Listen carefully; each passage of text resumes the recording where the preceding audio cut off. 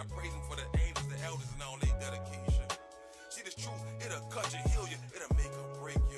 This a spiritual walk, it's a spiritual ride. Just don't despise the chastisement when you get chastised. You a son, not a bastard, right? You gon' get chastised. It's a spiritual ride, just vibe. Yeah, just vibe. We gon' ride.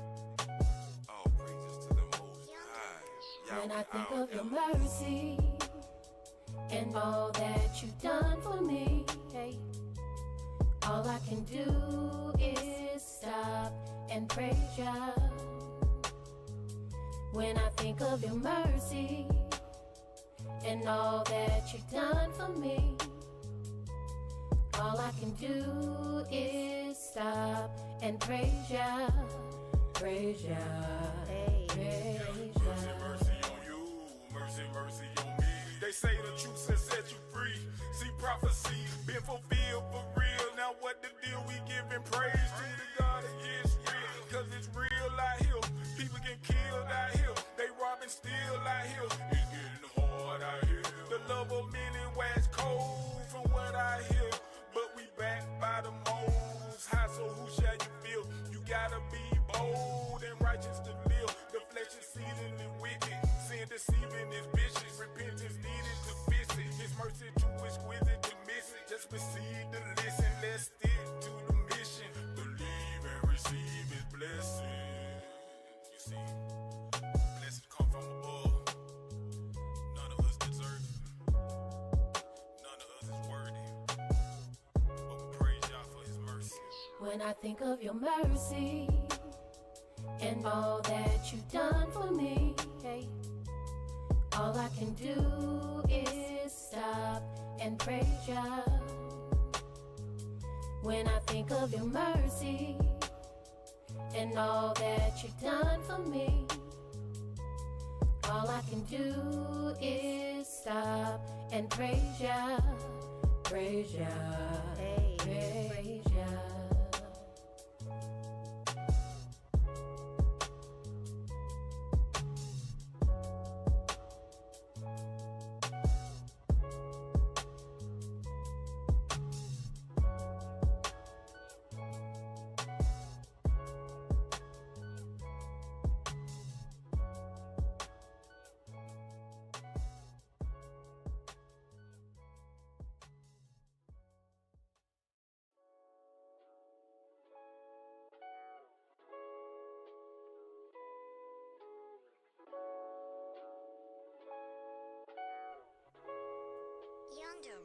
When I think of your mercy and all that you've done for me, hey, all I can do is stop and praise ya.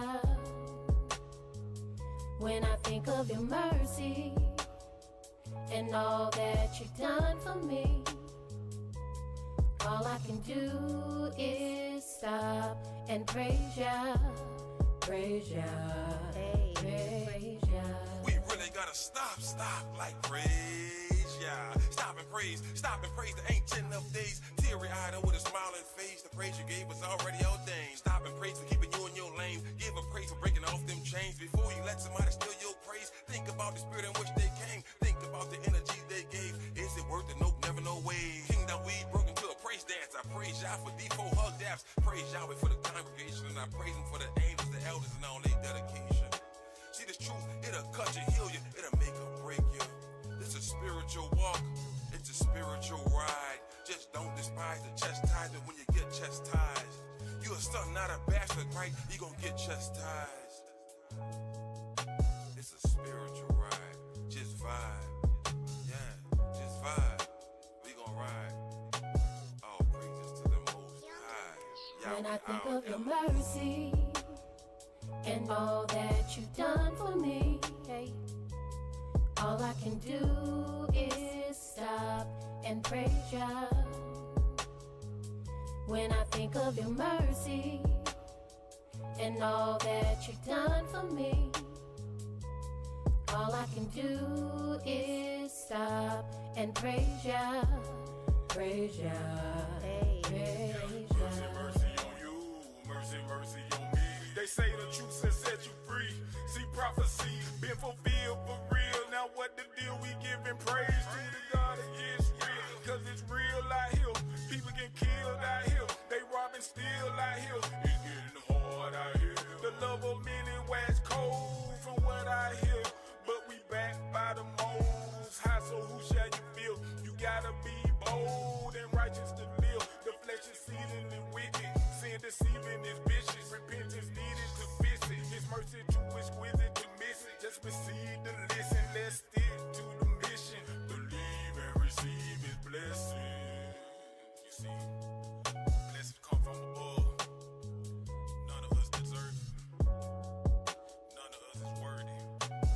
But we praise y'all for his mercy. When I think of your mercy and all that you've done for me, hey, all I can do is stop and praise ya. When I think of your mercy and all that you've done for me, all I can do is stop and praise ya, praise ya, praise ya.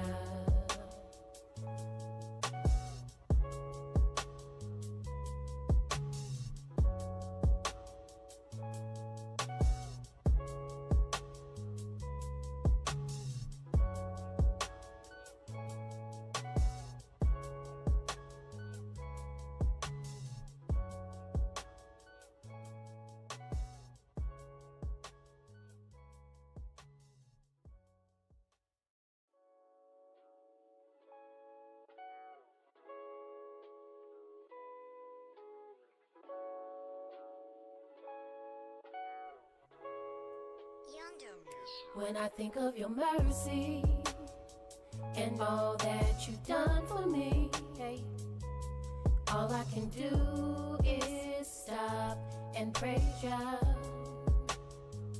When I think of your mercy and all that you've done for me, all I can do is stop and praise ya, praise ya, praise ya.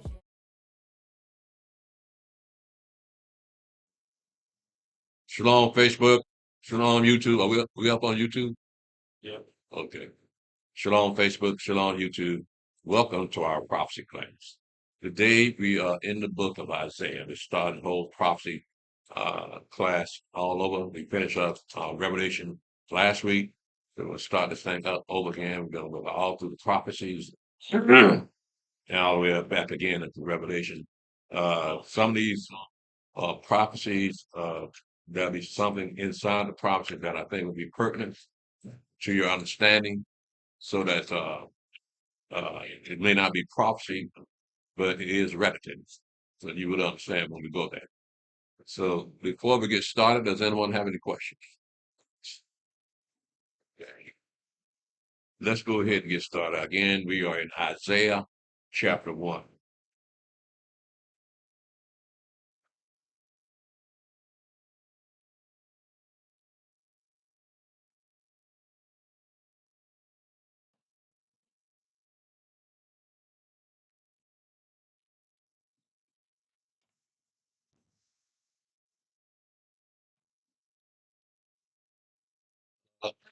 Steve, we're going to do this like we did yesterday. We did the same chapter yesterday in Isaiah. So I want you to go from Isaiah chapter 1 to verse 1 to verse 15, then drop down to 24 and the rest of that chapter.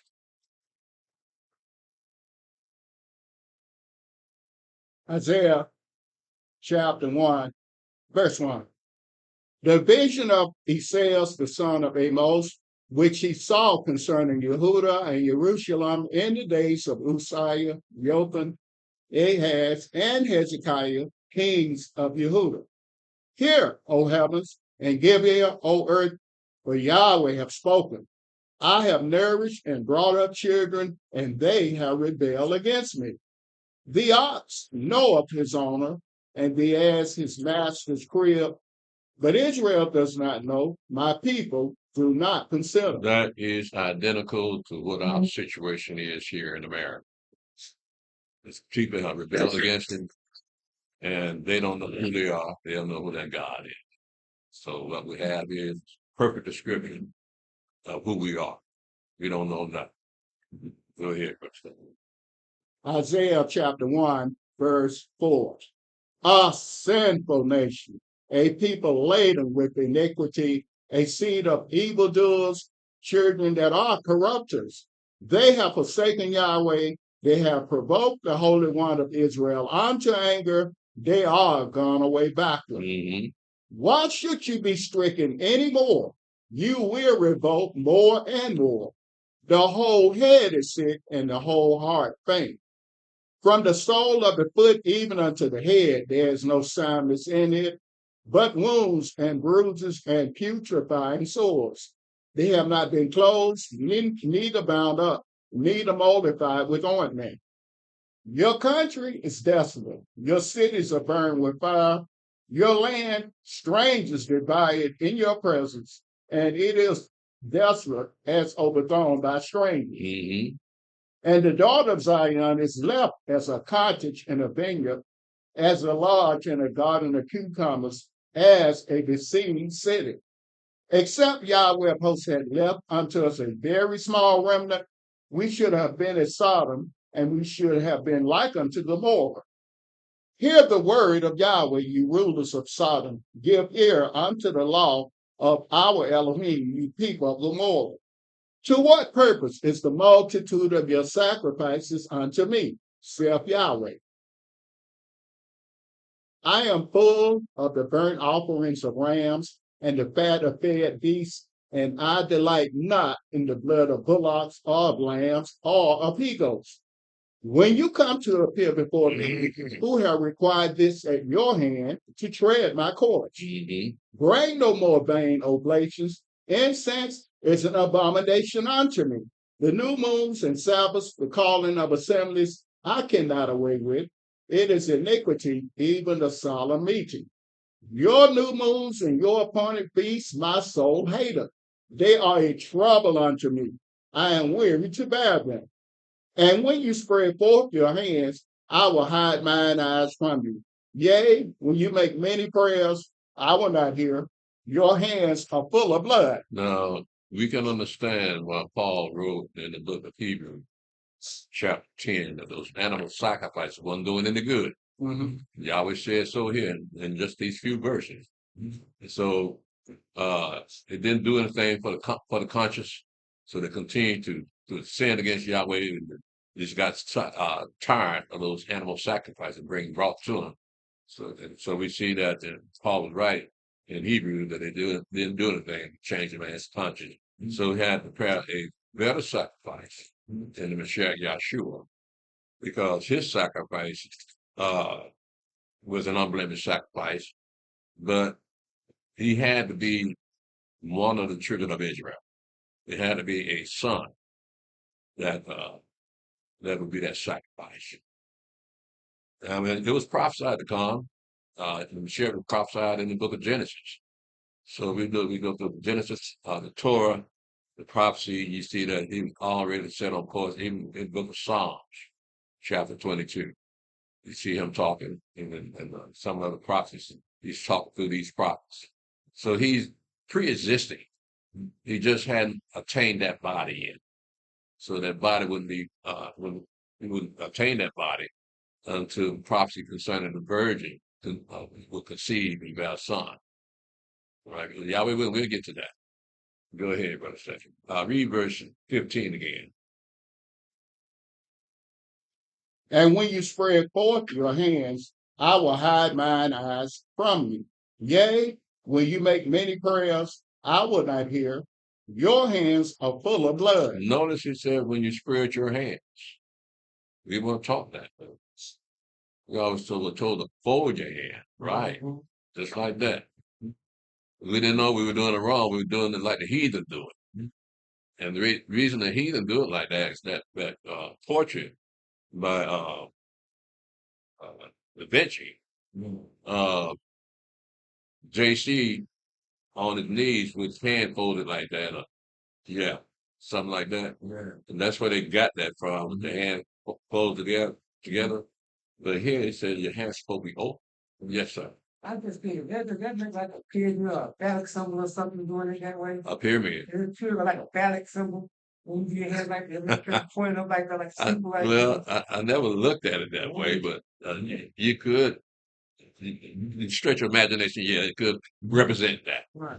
But I haven't seen any other group of people that actually, when they prayed, actually did this. Right. Only the Christian did that. So if you add in the steeple being a fact symbol, it's possible for that picture of two hands together.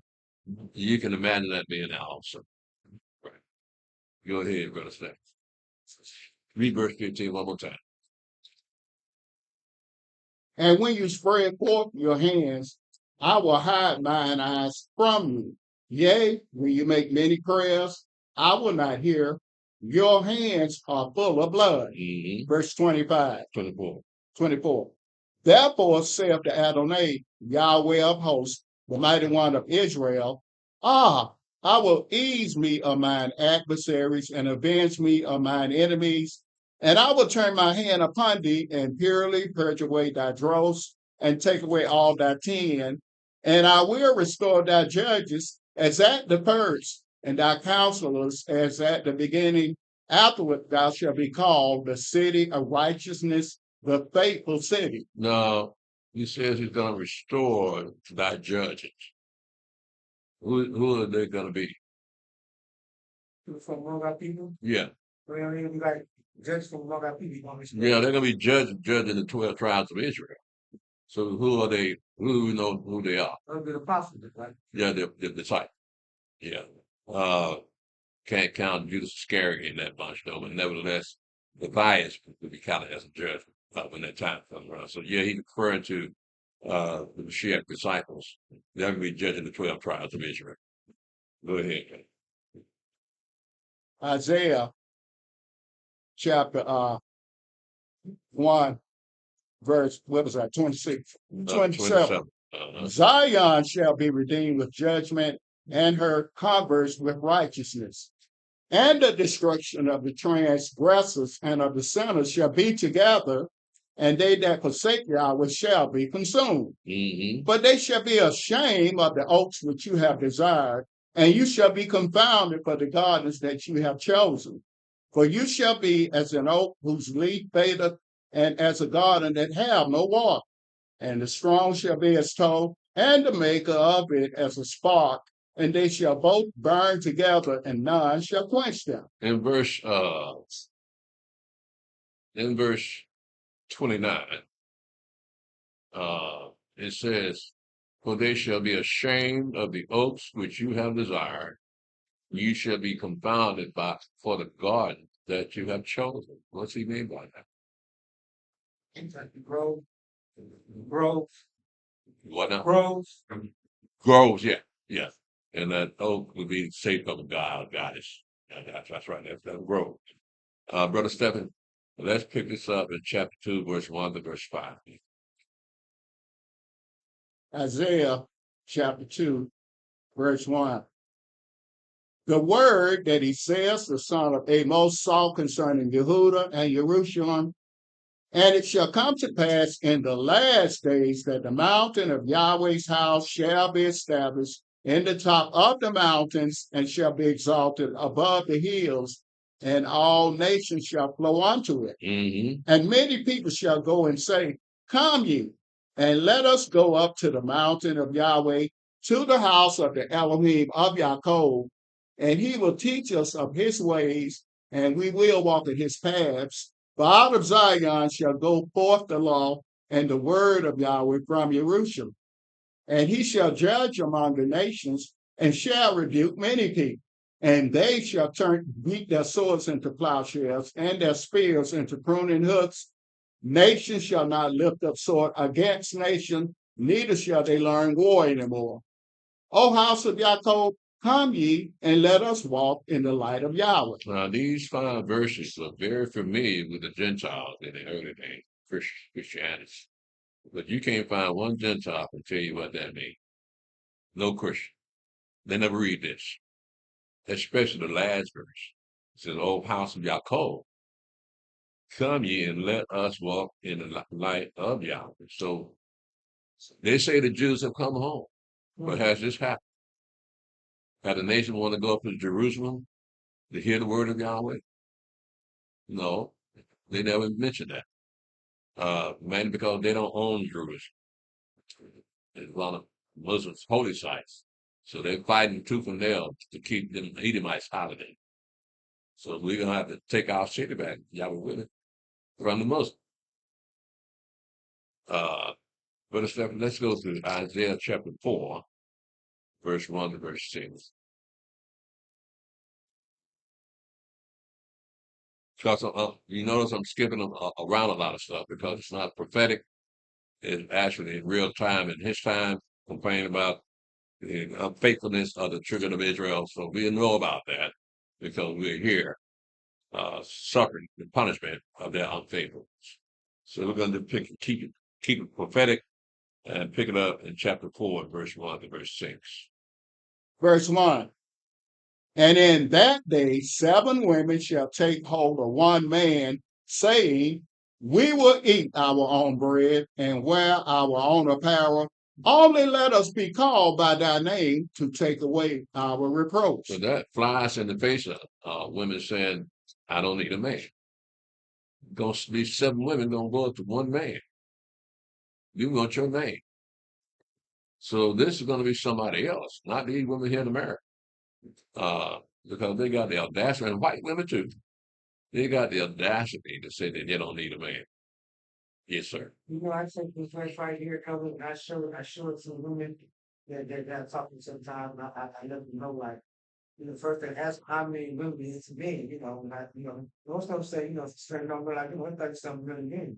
I say, when you take all the gay women, you take all the ones that you 5, this, that number drop down. Think about how many women finna die. There's only 7 women for one man. And, you know, they get that look and thought in their mind like, you know, there's gonna be a lot more women dying than men, but it's more y'all. If y'all down to 7 to 1 man, look how many men finna die and how many women on top of that. You know what I mean? They keep that in their mind like What they say. don't say nothing. They don't stop talking. They don't want to talk to me no more. But I give it to them though, like, you know, you can get you ready because there's gonna be more women now than men, you know what I mean? Yeah, they'll. Clearly telling them, I'm gonna show you something, you know what I mean? So they like it go around through their head. Yeah, yeah, that's kind of scary Right. to them. Right. Because I'm pretty sure by now they know that they outnumber men, right? So the ratio right now says 100 to 1. Ain't gonna get 7 left out of the women. Right. They're just real conservative. They're just being modest. Yeah, Like I said, I read a brother, he calls himself being an expert. He said he can be anywhere from 50 to 100. yeah. That's a lot of women. And like he said, it even go higher because you got so many brothers wearing dresses now. So you can't even count them as being men. I don't think they're gonna be part of this bunch. They ain't gonna make it out. That's what I'm saying. That's what increased that number to make it even more women. Yeah, because the real women got to compete the ones that want to be a woman. Yeah.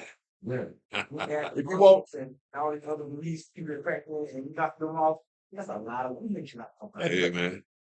that's bad. A man can get a man quicker than a woman can get a man. Yeah, That's tough now. yeah, that's kind of shameful because they don't know how to get a man. Man, get it. Well, see, the thing about that is they fell for that okie doke, getting a career, college education first. Make your own money first. Don't rely on the man. Well, now you can't find one. This shit wasn't like that always. Back in nowadays, with our father's day, the woman wasn't trying to get a career. No. They was want a husband, right? Have some babies. Right. That was the main thing on their mind. Get a husband, have some babies. All the way back to the ancient days. Right. All the women wanted to do is get married and have babies. Mm-hmm. Now that's all. They done lost all that now. Yeah, You yeah. know, I've seen something just from like the 60s and 70s where they was talking to a bunch of young women and they was talking about how they don't need a man, you know, and they like it's like in the 60s and 70s, way back, you know, they were talking about how they don't need a man and they can raise a child by themselves and do this and do that, like, you know, and I was just amazed like how long ago they started that programming of our mind way back in the 60s and 70s, right? Yeah. Yeah, by the time civil rights movement, feminist movement, we talked about this yesterday. But that's what that destroyed black families. But then again, we found out that was a CIA project Mm-hmm.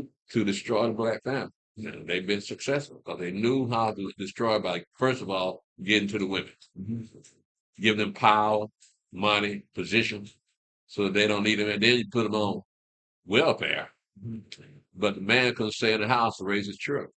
So, yeah, that was a CIA move. Yeah. What are you going to say?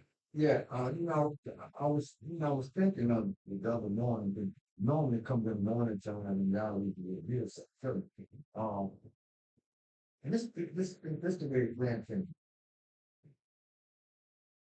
All that King, Abernathy, S.S. Jackson, John Lewis, and all of them fought for, white man was telling them all the while, stop that madness. And all we gonna see. Yeah. Yeah. Why you want to get in a cage with a lion? You ain't got no protection.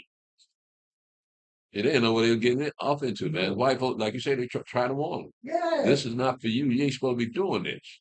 You don't see nobody else doing it. yeah, Now you want to do something. You want to lie in bed with your enemy. yeah. You know we don't like you, Mm-hmm. and you want to mingle in with us. Yeah. Well, here we are. All the family destroyed. Mm-hmm. Education of the children are gone downhill. They can't name you one. They can't name you one president.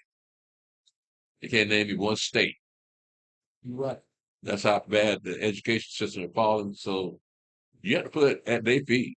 And black civil rights workers, it's their fault. Yeah. And ain't nobody admitting it.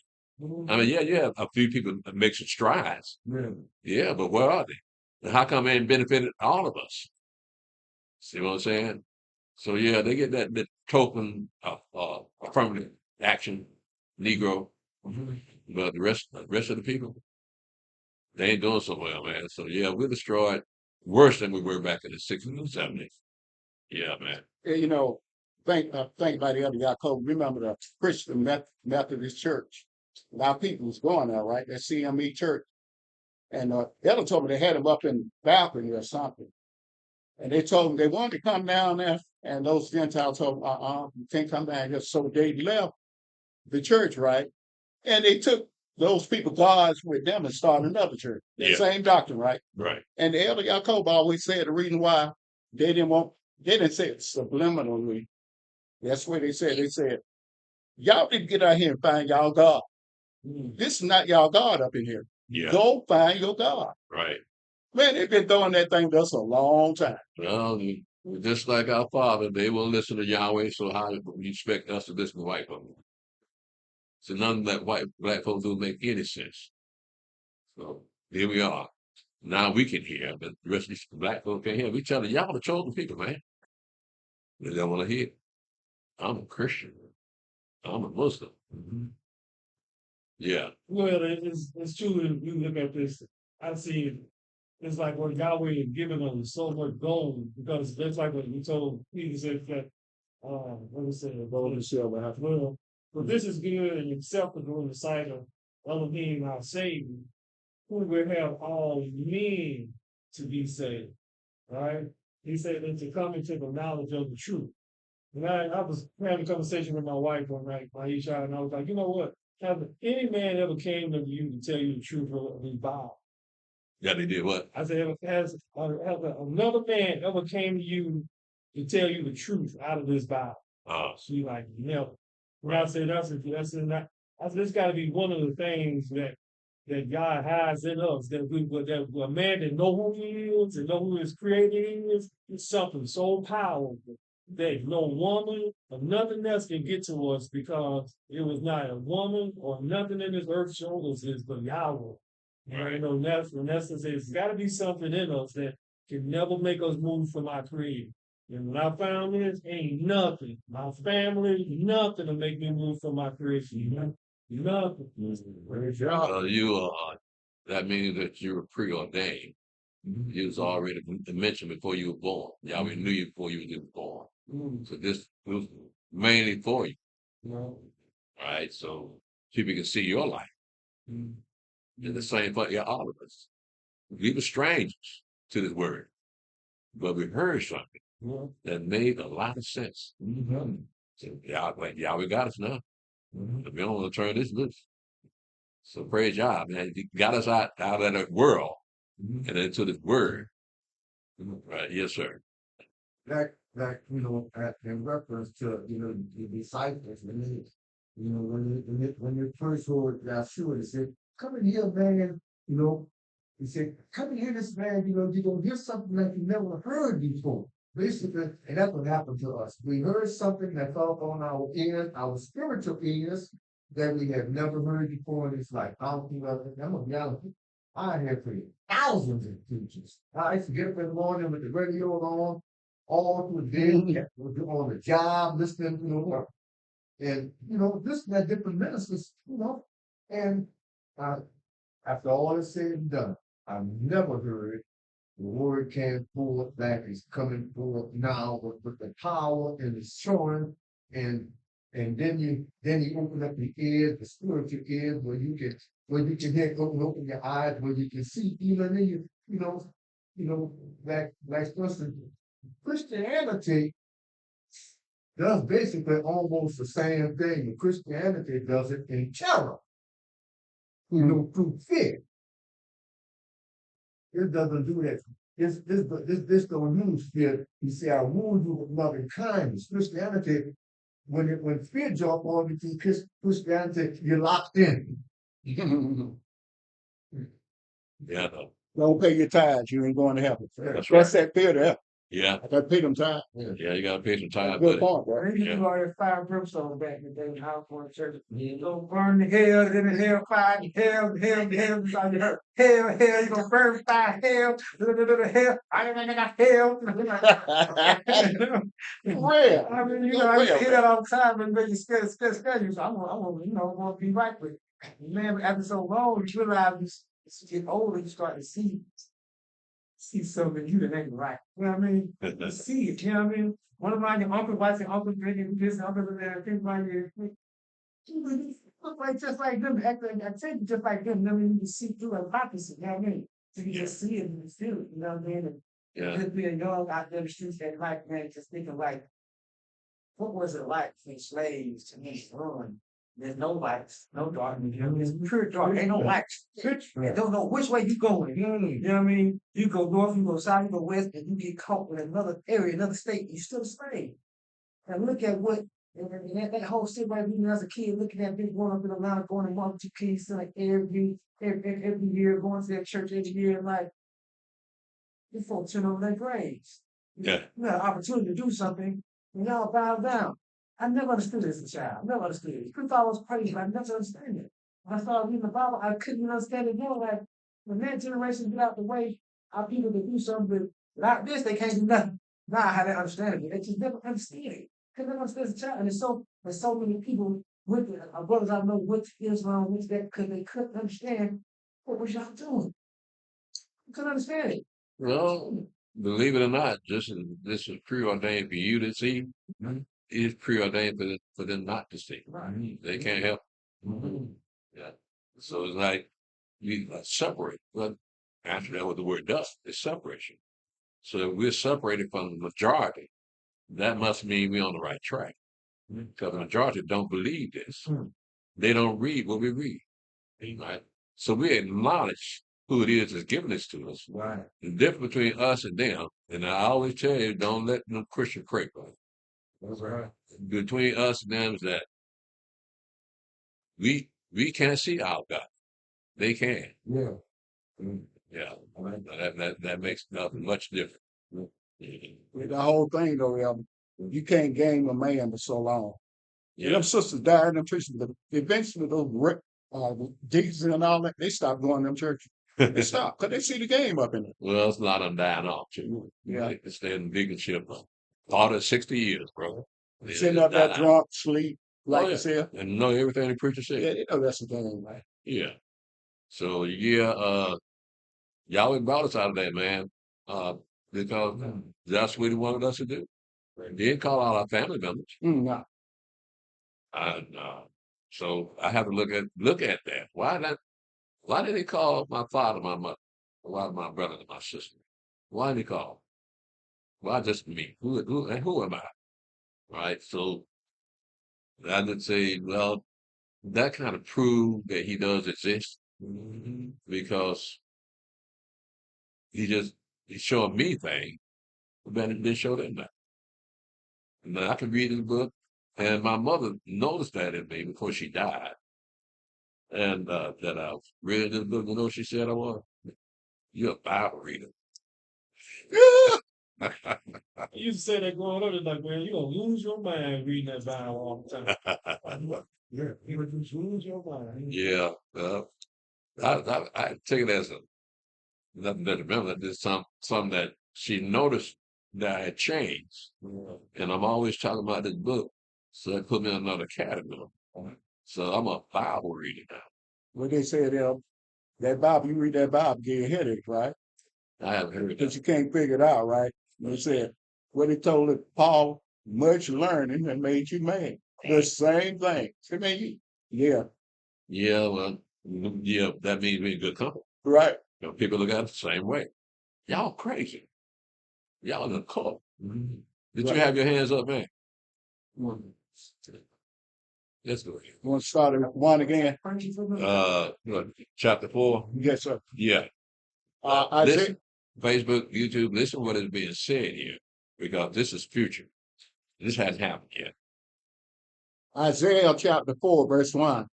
And in that day, 7 women shall take hold of one man, saying, we will eat our own bread and wear our own apparel. Only let us be called by thy name to take away our reproach. They're going to need a man then.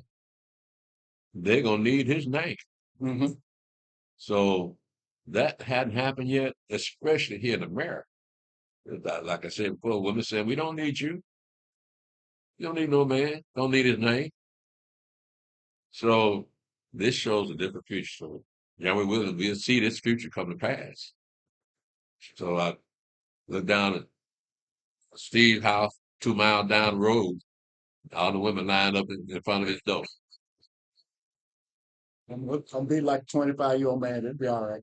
I ain't gonna have no Viagra in the kingdom, Steve. No, I'm saying once they take one of them leap and eat. You already know, don't you? But look at it, Elder.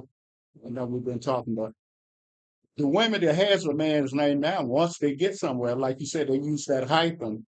They have their last name and his name. Right. That's screwed up. Yeah, that's just a recent phenomenon. My mother never called herself a maiden name.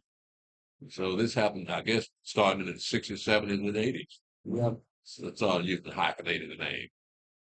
That's an insult to the man. that's right. Yeah, but then not understanding that that's wrong, he went ahead and accepted it. But now we know.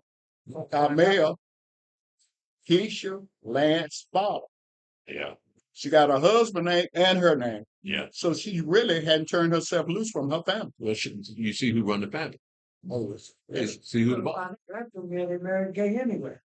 So what not? That's the man they married gay anyway. Yeah, well, these are the times we're living in. So, yes, sir. Well, that's sure. That's really saying, when they got the hyphen name, which is the daddy name, and then tagging along with the husband name. Realistically, showing you how far it is from the truth. We didn't know what the book said. That's what I'm saying. Right? We've been going along. Actually, the Christianity has softened black men Yeah, to the point where they feel like they must do what the wife tells them to do. yeah. The wife ain't got to do nothing he says to do, but he got to do what she say do. Right. That's the state of marriage now. Men don't know how to stand up and say no. You know, call the police on. My husband said no. Come get him. Sometimes you want peace. That's so long like the peace I do that. Yeah, You try to keep peace with you, man. yeah. Well, that's been again. I asked a question. During 1,000 years of peace and prosperity, Satan's gonna be in that bottomless pit. Mm-hmm. So how would that affect women?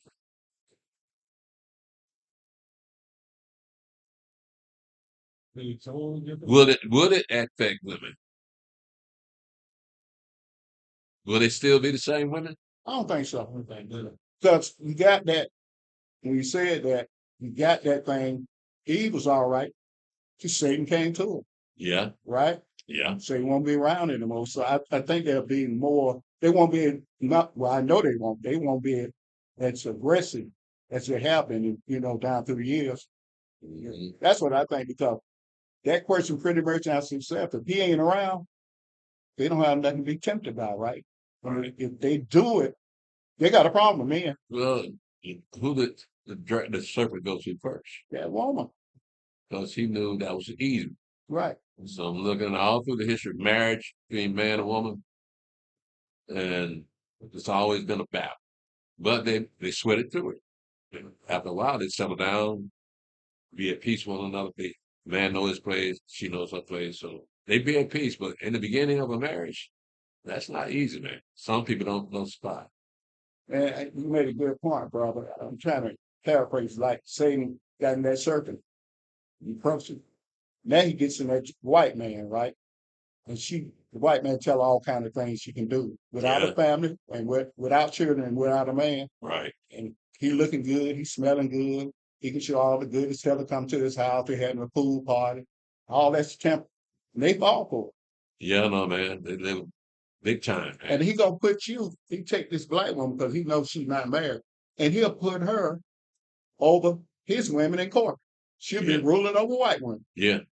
And where you think she going with that? She got too much power to buckle down to a man. Well, actually, what that does is change her whole psychology to think like a man. Right. So that's how they rule. Men rule.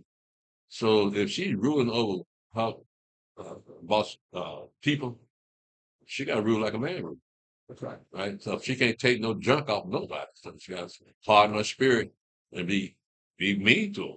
Mm-hmm. Yeah, but you want a successful company, you got to run it like a man. Mm-hmm. Yeah, man. And that's why Willie Lynch was there for that reason. What he said. Willie Lynch.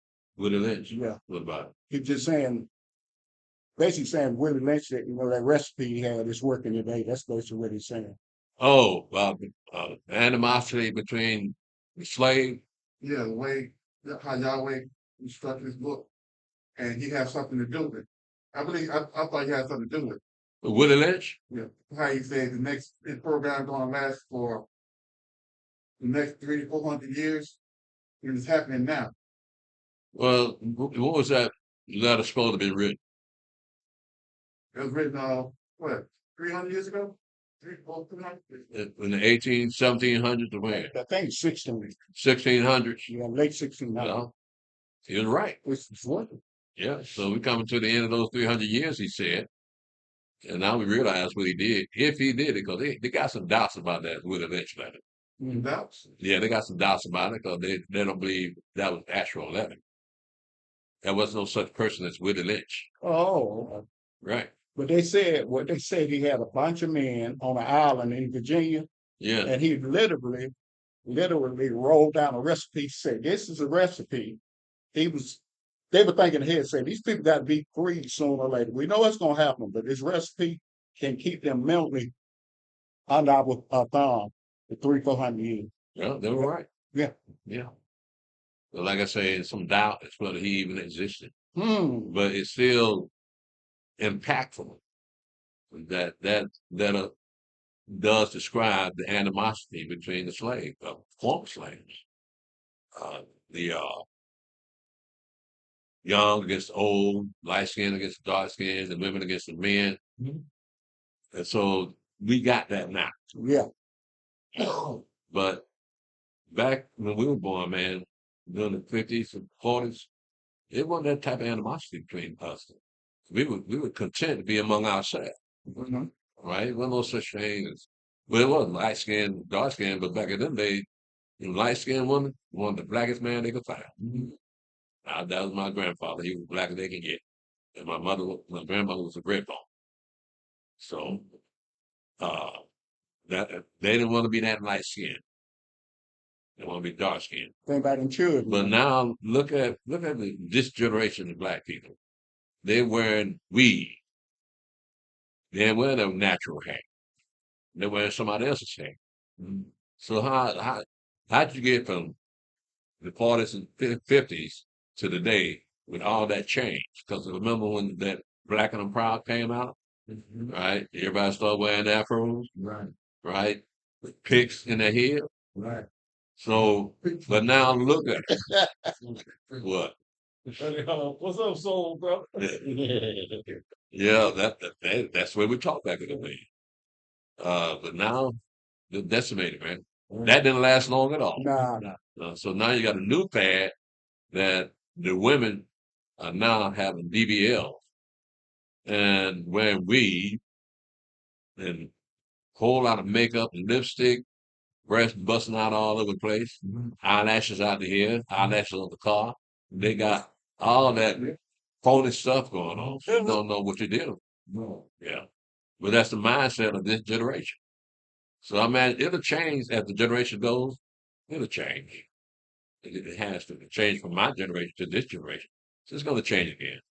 Fads come and go. Yeah. Go ahead, brother. Read the rest of it. Isaiah chapter 4, verse 2. In that day shall the branch of Yahweh be beautiful and glorious, and the fruit of the earth shall be excellent and comely for them that are escaped of Israel. And it shall come to pass that he that is left in Zion and he that remaineth in Jerusalem shall be called holy, even every one that is written among the living in Jerusalem, when the Adonai shall have washed away the filth of the daughters of Zion, and shall have purged the blood of Jerusalem from the midst thereof by the spirit of judgment and by the spirit of burning. And Yahweh will create upon every dwelling place of Mount Zion and upon her assemblies a cloud and smoke by day, and the shining of a flaming fire by night. For upon all the glory shall be a defense. And there shall be a tabernacle for a shadow in the daytime from the heat, and for a place of refuge, and for a covert from storm and from rain. In verse 3, it said, and it shall come to pass that he that is left in Zion, and he that remaineth in Jerusalem shall be called holy, even everyone that is written among the living in Jerusalem. So we got, if it's written, that means it's written down somewhere in a book. So now we understand we don't get the connection that word written with, they don't get that connection because they don't have that in what they call the New Testament itself, when the disciples, when Mashiach sent his disciples came back and said that even the demons subject to your name. Mm-hmm. And see, don't rejoice because that rejoice because your names are written up in heaven. So here we got another instance about whoever going to be in Jerusalem, their names are already written. Yeah. So that Siba and his 7 sons, the reason why that spirit jumped on them, because their name wasn't written. Would they what? Would they name? Siba and his 7 sons that got jumped on, because their name wasn't written in heaven. The reason why that spirit kind of jumped on them like that. It's hard to tell about something that they thought they could do and it backfired on them. But that, what's the most unforgivable sin? Blasphemy against the Holy Spirit, right?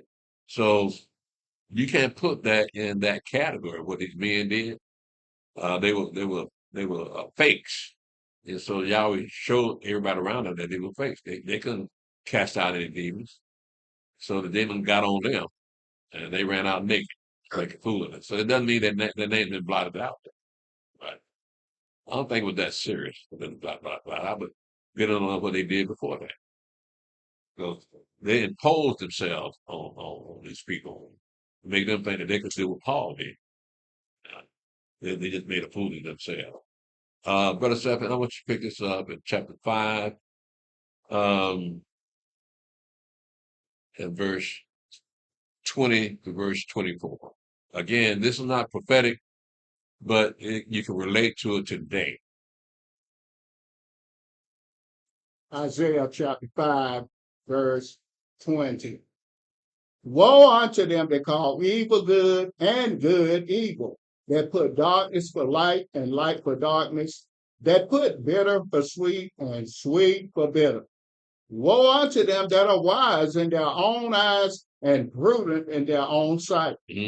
Woe unto them that are mighty to drink wine and men of strength to mingle strong drink, which justify the wicked for reward and take away the righteousness of the righteous from him. Therefore, as the fire devoureth the stubble and the flame consumeth the chaff, so their root shall be as rottenness, and their blossom shall go up as dust, because they have cast away the law of Yahweh of hosts and despised the word of the Holy One of Israel. So what you see black people are doing is nothing new. Because it's talking about them.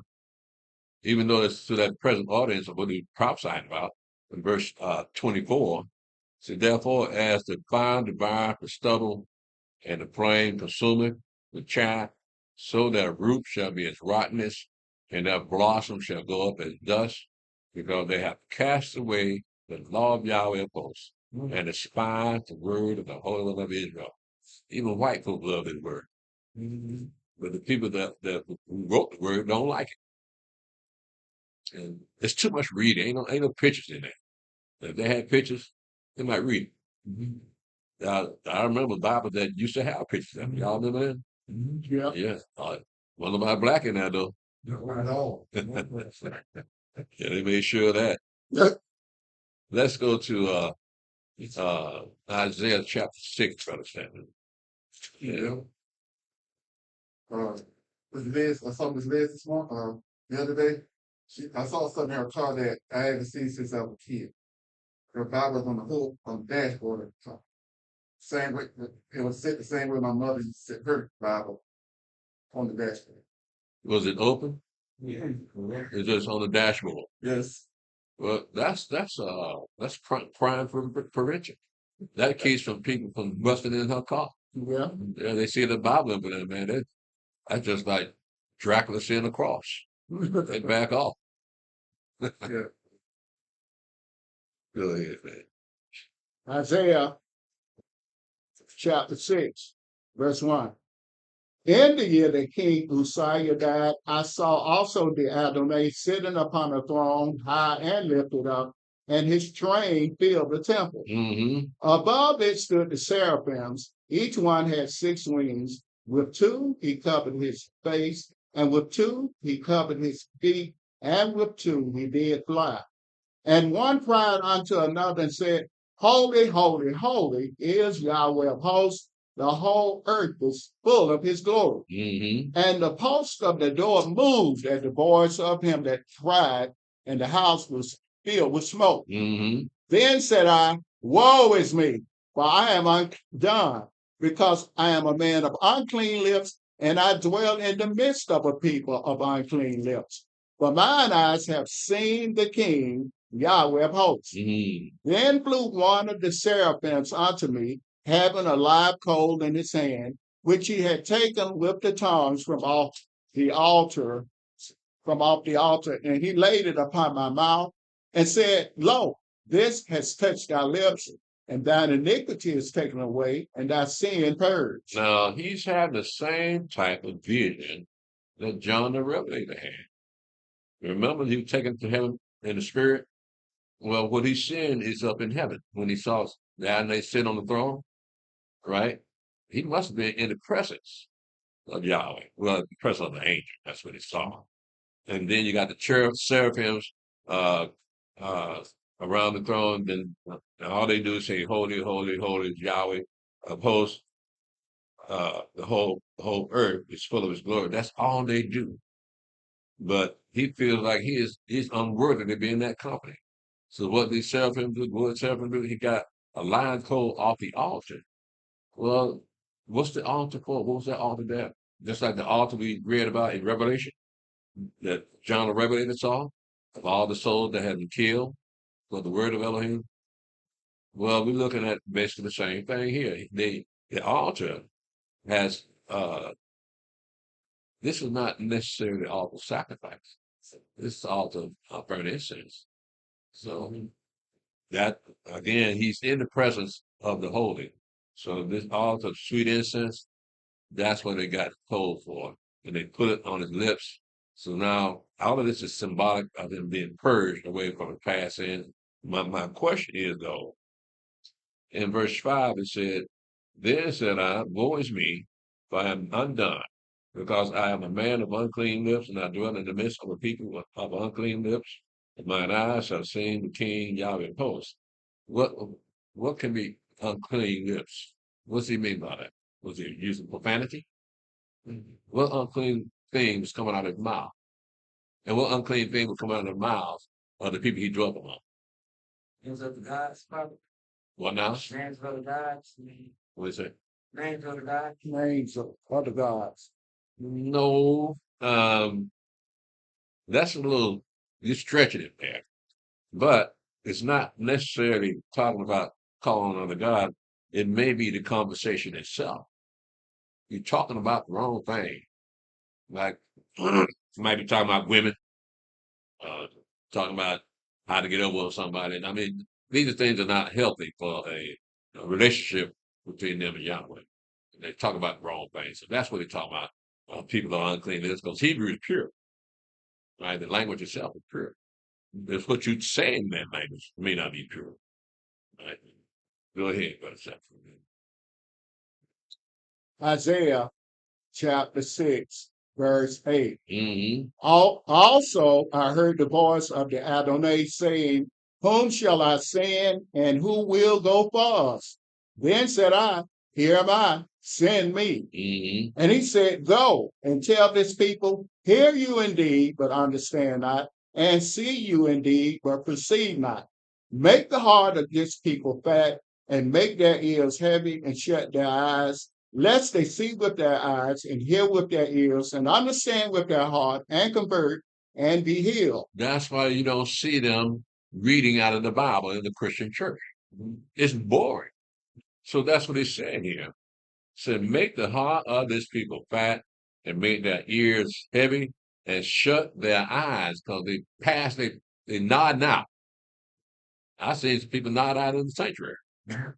But I can understand that because you're in there in one seat, all you hear is somebody reading something. So that kind of makes your mind drift off. So this is what this book does with people that in the Christian churches. That's why I tell people in our congregation, get up and walk around. Because that chair can be heavy and hard. And you feel yourself dozing off, it's natural. You feel yourself dozing off, get up, get some more. Right? So that is what's happening here. And the same thing the Mashiach said in the Matthew 13, talking about the parable of the sower, that he spoke to the people in the parables because they couldn't understand the truth. So what we have here he's actually quoting Isaiah. The reason he didn't talk to the Jews like he talked to the disciples, because their ears are heavy and their eyes that they have shut, so they wouldn't know what he was talking about anyway. Right? So spoke to them in parables. Go ahead, verse Isaiah chapter 6, verse 11. Then said I, Master, how long? And he answered, Until the cities be wasted without inhabitant, and the houses without man, and the land be utterly desolate, and Yahweh have removed men far away, and there be a great forsaking in the midst of the land. But yet in it shall be a tent, and it shall return, and shall be eaten as a teal tree, and as an oak, whose substance is in them when they cast their leaves, so the holy seed shall be the substance thereof. In verse 11, it said, Then said I, Adonai, how long? And he answered, Until the city be wasted without inhabitant, and the houses without man, and the land be utterly desolate. Did that ever happen? Mm-hmm. What happened? Babylon. Babylonians. Mm-hmm. Yeah, Babylonians came because we can see the sequence of events when that happens. In verse 12, it says, And Yahweh have removed men far away, and there'll be a great forsaking in the midst of the land. So yeah, they were taken in 70-year captivity. So that came to pass. It says, But yet in it shall be a tenth and it shall return and shall be eaten. That meant 10% of the people gonna come back into the land, and it shall be it shall be eaten. And it shall return and it shall be eaten as a tilled tree and as an oak. The substance is in them when they cast their leaves. So the holy seed shall be the substance thereof. So there has to be a holy seed coming out of that tent. That happened to be the Mashiach. Right, so we got the prophecy just about complete here. What I asked about the Mashiach on the scene, but let's continue to read and see if we can find a little bit more about the Mashiach coming on the scene. Go ahead and pick it up in verse, chapter 7, verse 1 instead. Read down verse 16. Verse 1.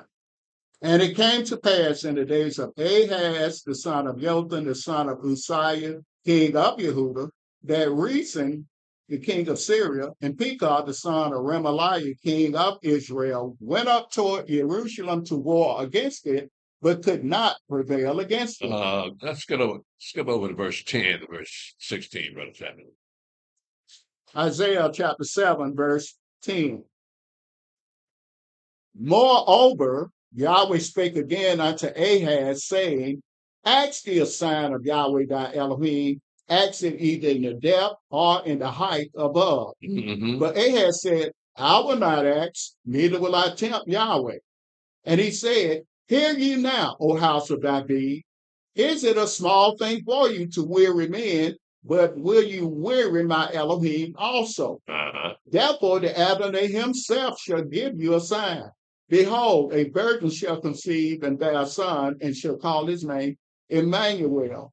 Butter and honey shall he eat, that he may know to refuse the evil and choose the good.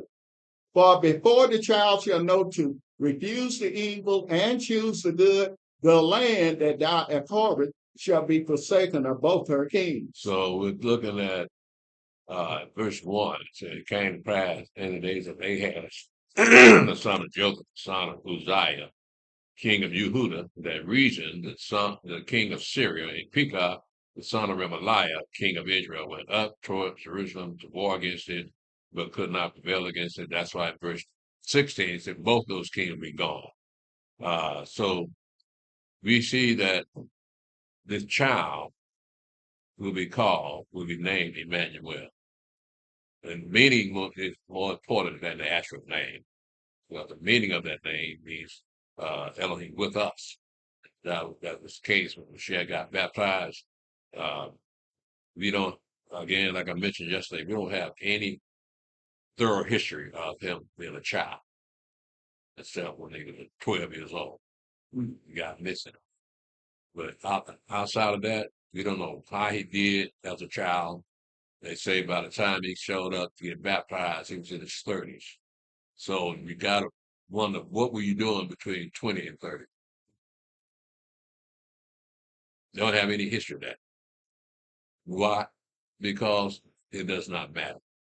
His history does not matter. It's what he did when he was on the earth. His ministry, that's what matters. Yeah. You know, the mere fact that he was sinless, like I said, won't matter. Right. Don't matter. Some came up controversial. It would have been in the book. Right. But he had a clean slate. Right. So, like you said, it just highlighted what he did, what he came to do and what he did. Right. Yeah. So you got a genealogy. That's all you need. Both sides of the family, Joseph's side and Mary's side. So that's all the past that you need. Right. All right, Brother Stephen, let's go to No. Let you go ahead, man. You can have this. Yeah, but Go on. go ahead. Now, I heard a pastor say one time about that 12 years, actions, that, no matter, think he preached his sermon, like he, the man said, he knew what Jesus was doing in that absence. He knew what Jesus was doing in the part of the Bible that absence, he over there in an old church. What were they dealing with now? I heard the pastor say that he knew what Jesus was doing in that absence. Oh, he does? Yeah, he's the pastor over at a long over church. Oh, so he the one took Eddie Long's place? Yeah, So he knew what Christ's childhood was? yeah. No, I don't understand how he know a white man don't know. Hey man, I mean, they say you should know everybody's fruits, huh? Mm-hmm. Yeah, I ain't heard the Pope say nothing about it. Well, So, how did he know? Who told him? I don't know now. This is a black preacher, right? Huh? I have no idea. In the Long Church? He said he know Well, he's a black preacher then, ain't he? Oh, yeah, that's what I'm saying. So he knew Christ, what he did as a child. Yeah. I think he might have got over that, the book of Thomas. Remember that? Yeah, I heard y'all talk about Yeah. The Gospel of Thomas Uh-huh. talks about the childhood of Christ, that he would make birds out of clay. You've heard this, right? He'd make birds out of clay and birds come alive. And then one day he killed a boy. Yeah, that's it. And then he brought him back to life. That might be what he talked about. Well, I heard that comes Yeah. Now that's it, huh? that comes from that law, that book they wrote, the laws books of. Yeah, that would seen fit it in in what they call a pseudepigrapha. Those would be the hidden books. Yeah. But they can't verify. They say the Book of Thomas, Okay. right? But they can't verify the authorship. Some people too much like I don't have to stick to folks and all kinds of stuff. Yeah, he's supposed to be doubting Thomas, right? Yeah, Yeah, well, again, nobody takes that book seriously. That might have been what that pastor was talking about over the Long Church that he knew in childhood. That might be what he's referring to. Yeah. Uh, Go ahead. Let me see But here. that was before he turned 12 years old. Yeah. But Elder, he didn't have a spirit then. No, it sure did. So how could he make birds out of clay and raise people up? He's just a child. Yeah, right. Seemed like word would have got out. You got this miracle child here that raises people from the dead. But yeah. How come it ain't in the book here? How come y'all would tell the white folks to put that in the book too? What did we see the spirit? Boy, about 18 years later, if it from 12, boy, about 30 years old. Yeah. He didn't have, like I said, they don't read. But it come down to, like we always say, what it is, niggerism. Yeah. Because they don't understand what the book says. They just make it up. Yeah. So see if it makes sense to anybody else. Right? Before you know it, everybody believe the same lie. Yeah. But the book is what it is. Y'all let who he wants to read this book, he let them read it. He don't let nobody else read the book. He chose. Mm-hmm. Yeah. Let's continue, Brother Seven. With Isaiah. Let me see here. I think I want to go to Isaiah chapter 8.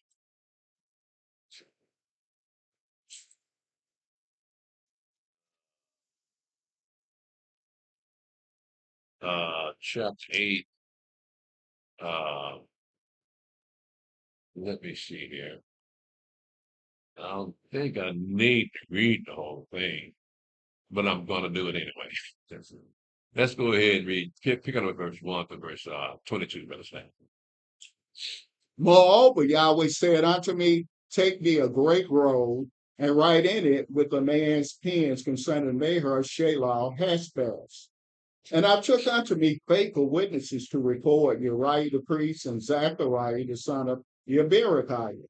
And I went unto the prophetess, and she conceived and bare a son. Then said Yahweh to me, call his name Mahar, Shalom, Hashbaz. No, I guess it's implied, but the prophetess here must be his wife.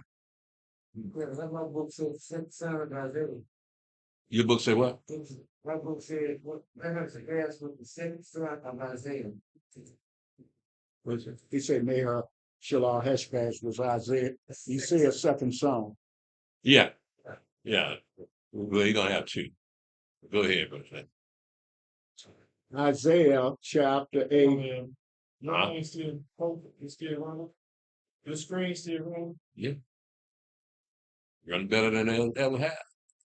The delay time is different. It's very short over here between the screen.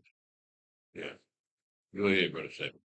Isaiah chapter 8, verse 4. For before the child shall have knowledge to cry, my father and my mother, the riches of Damascus and the spoil of Samaria shall be taken away before the king of Assyria. Yahweh spake also unto me again, saying, for as much as this people refuses the waters of Shalom, they go softly, and rejoice and reason and Remaliah's son. Now therefore, behold, the Adonai bringeth up upon them the waters of the river strong and many, even the king of Assyria in all his glory, and he shall come up over all his channels and go over all his banks, and he shall pass through Yehuda. He shall overflow and go over. He shall reach even to the neck, and the stretching out of his wings shall fill the breadth of thy land, O Emmanuel. Notice he called the land Emmanuel. Mm-hmm. First, that virgin son going to be called Emmanuel. Now the land is Emmanuel. So we're looking at actually a type. It's the definition of who this man is, because if the land of Emmanuel, it's the land of Yahweh, land of Elohim. Right? So that again, I have to point that out. Emmanuel would be Israel. Right? It says that he shall pass through Yehuda, he shall overflow and shall go over, he shall reach even to the neck, and the stretching out of his wings, and I shall feel the breath of thy land, O Emmanuel.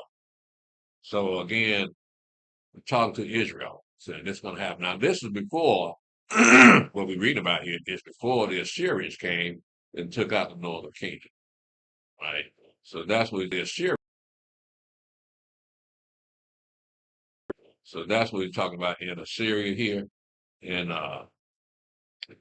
verse 7 says, now therefore, behold, the Adonai bring up upon them the waters of the river, strong and mighty and many, even the king of Assyria, in all his glory, he shall come up over all his channels and go over all his banks. So again, we're looking at what he's writing about before the Assyrians came and took the northern tribes out of the land. Yeah. Go ahead, brother. Step. Isaiah chapter 8, verse 9.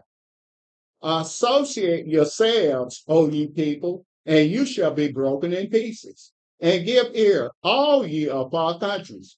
Gird yourselves, and you shall be broken in pieces.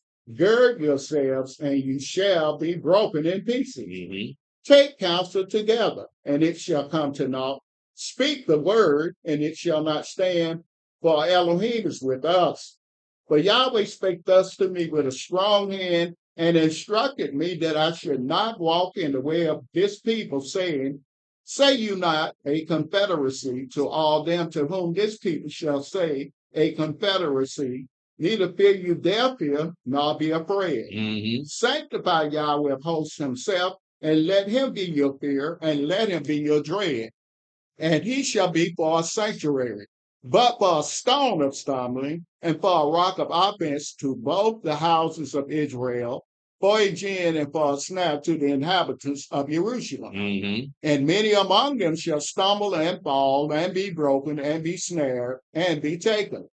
Bind up the testimony, seal the law among my disciples. Now, this is the odd verse here, because it's almost parenthetical.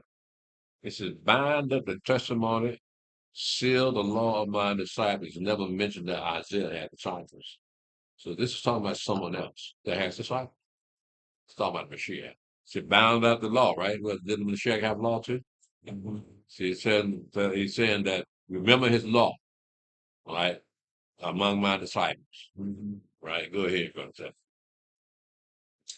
Isaiah chapter 8, verse 16 again. Bind up the testimony, seal the law among my disciples, and I will wait upon Yahweh that hideth his face from the house of Jacob, and I will look for him. Mm-hmm. Behold, I and the children whom Yahweh have given me are for signs and for wonders in Israel from Yahweh of hosts, which dwelleth in Mount Zion. Mm-hmm. And when they shall say unto you, seek unto them that have familiar spirits, and unto wizards that peep and that mutter, should not a people seek unto their Elohim for the living to the dead, to the law and to the testimony? If they speak not according to this word, it is because there is no light in them. And they shall pass through it hardly bestead and hungry. And it shall come to pass that when they shall be hungry, they shall fret themselves and curse their king and their God and look upward. And they shall look unto the earth and behold trouble and darkness, dimness of anguish, and they shall be driven to darkness. In verse 20, that says a lot, considering the time that we're living in. It says to the law and to the testimony, if they speak not according to the word, it is because there is no light in them. Look at all these churches. That's Sunday, right? Church full of folks, right? But they're listening to someone that doesn't have any light in them. So it must be entertainment. That just crows. No doubt. The crows on yours too? It actually went off that place. YouTube on.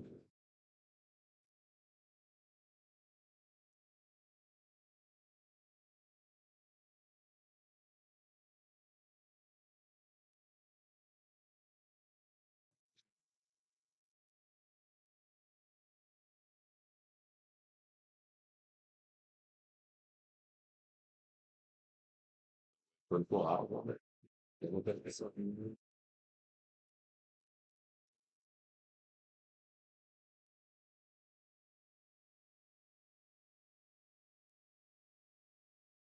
So they can't see me at all on yours. Well, no. Yeah, he quit playing on Facebook. Oh man, that ain't good.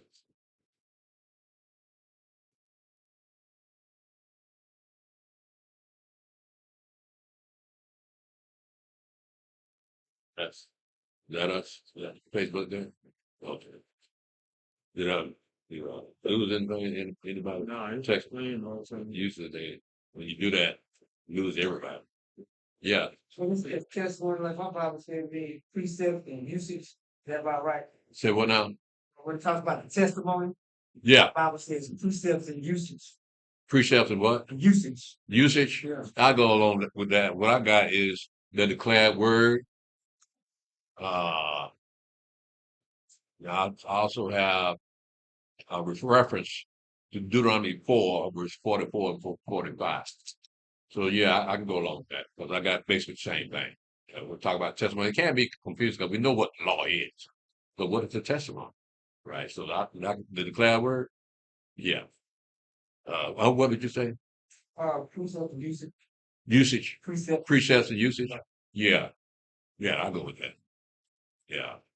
Brother Stephen, let's pick this up in Isaiah chapter 9, verse 1 to verse 8. You write them notes down? I had to write it down. So when I want to make a class, I can read some of this stuff and I'll get your commentaries and Well, yeah, spit my brain or something. yeah, because sometimes you have to look these words up because see what kind of context that it been used in and match it up when it said the law and the testimony. We thought the law was a testimony, but that's more to the law than the testimony. It's more to the law. You got testimony to go along with the law. Right, so you look up what that word testimony, how it's being used here. Look at the context that it's being used. It's talking about the Torah, right? It talks a lot about Judah. And Judah. It talks about, and he scolded Judah and putting a lot on it. It says, now here it's saying, I'm seeing it as he's hiding his face from Judah. All right, it don't talk about none of the other tribes. What verse are you referring to? Verse 17.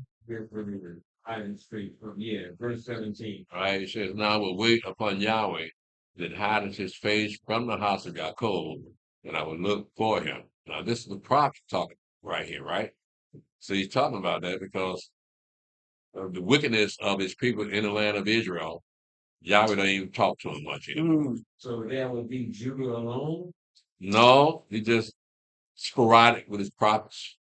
It's like, for instance, right now, what we just read here is the coming deportation of the northern tribe, right? So he's hiding his face from him. He let that happen because they had gotten off in the worshiping of the gods, right? So Isaiah is admitting that. He says, and I will wait upon Yahweh that hideth his face from the house of Jacob, and I will look for him. Now, we read in chapter 1 of Isaiah that he prophesied in Judah, right? So he knows that the northern tribe will get ready to be taken out. So he's waiting on Yahweh to come back, right? But they haven't come. The northern tribes never can return. Right. Right. You got a remnant of it they returned into the time of King Hezekiah, but the whole 12 tribe coming together again, that never happened. No. Yeah. So that's what that's talking about. They separate. Yeah. Yeah. But where are they now? They're still scattered. Now they're still slaves. Yeah. No, I say they're still scattered. Oh, scattered? Yeah. Yes. Yes. Right. But do they know that they're scattered? No, they don't know, but they blending in so lovely. Yeah. Yeah. So Yahweh's going to have to send his people out to go gather those people back unto him. So According to Isaiah 66. okay, but that's why he's so like angry with Judah, because Yeah, well, like, that's putting it on us. We got to do this. yeah, well, we do fit the prophecy. I'm sorry. It didn't say that about the rest of the tribe. You're right. It's talking about the house of Judah, the remnant of Israel. Mm-hmm. That was going to happen to them. So we were fortunate enough to be in the right place at the right time Right. to see that this was already talked about. Right. What we went through was already written down. Right. So yeah, Judah had to hear it first. So now we hear it. Now, but as far as the rest of the tribe is concerned, we don't know. They may not even. They may not, because Yahweh kept us separate from white folks, right? So we thought they were being unfair. No, Yahweh was preserving the seed. Yeah, right. Right, so we don't mingle the seed like maybe the rest of the tribe did. Right. They might have mingled their seed among other nations. That's true. So they may not look like we do now, because all the Israelites, like I said, we kept us separate from white people, so we dilute our seed. So we could imagine that Judah looked like us, so we look like Judah. Now the rest of the 9 tribes, Who knows? we don't know. They may not even know. That's why Yahweh got to send some folk out there and get them up out of there. Yeah, man. Yeah, he said they're going to hunt them from under rocks and everything else, right? Yeah. Now, I can see why them 12 tribe brothers, calling these Indians and Eskimos and Panamanians, all them. I can see why they're doing that, because they've been miseducated, right? Yeah. They don't actually know. All you have to do is read the book. They've been sprinkled all over Europe and Asia, right? Yeah. But you never hear anybody talk about it. My sister, nobody talks about those other mission tribes. Yeah, I know. They think all of them came over here. Yeah. No, they ain't what the books. They're going to No. scatter out 4 corners of the earth. Right. So, yeah, they can't imagine Israel being anywhere else but America. Yeah, well, they, like I say, they don't read the prophet. Yeah, and the thing about that also, the people that they claim are part of the 12 tribes of Israel, they never went along with the program. They never said, they're right. They never said that. So they just name it and claim it. So, yeah, you Indians, y'all part of Issachar or somebody. Yeah, right. So just because y'all wear fringes. Yeah, you know, I kind of find that odd. They say, but it's trying to come lately with these young boys trying to beat somebody. We're doing a civil rights movement and Rodney King and all that. You didn't see no Indians and Panamanians out there in that crowd protesting and demonstrating. You see people out there with us. No, I'm sure they did. Yeah.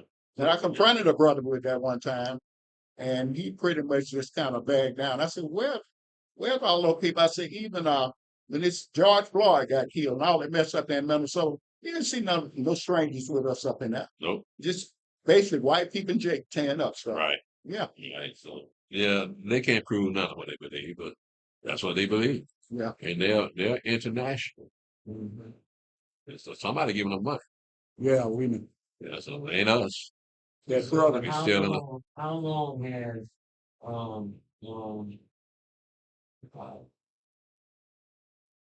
you're thinking in the other 2 tribes that blended in with Judah?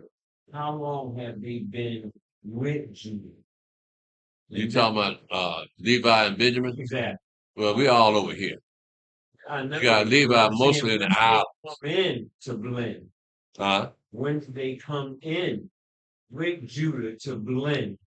Well, How long has that been? yeah, but they drop a lot of them off in the islands. Yeah, that's true. So the rest of them ended up in America. Actually, the majority of them was in Brazil, Yeah.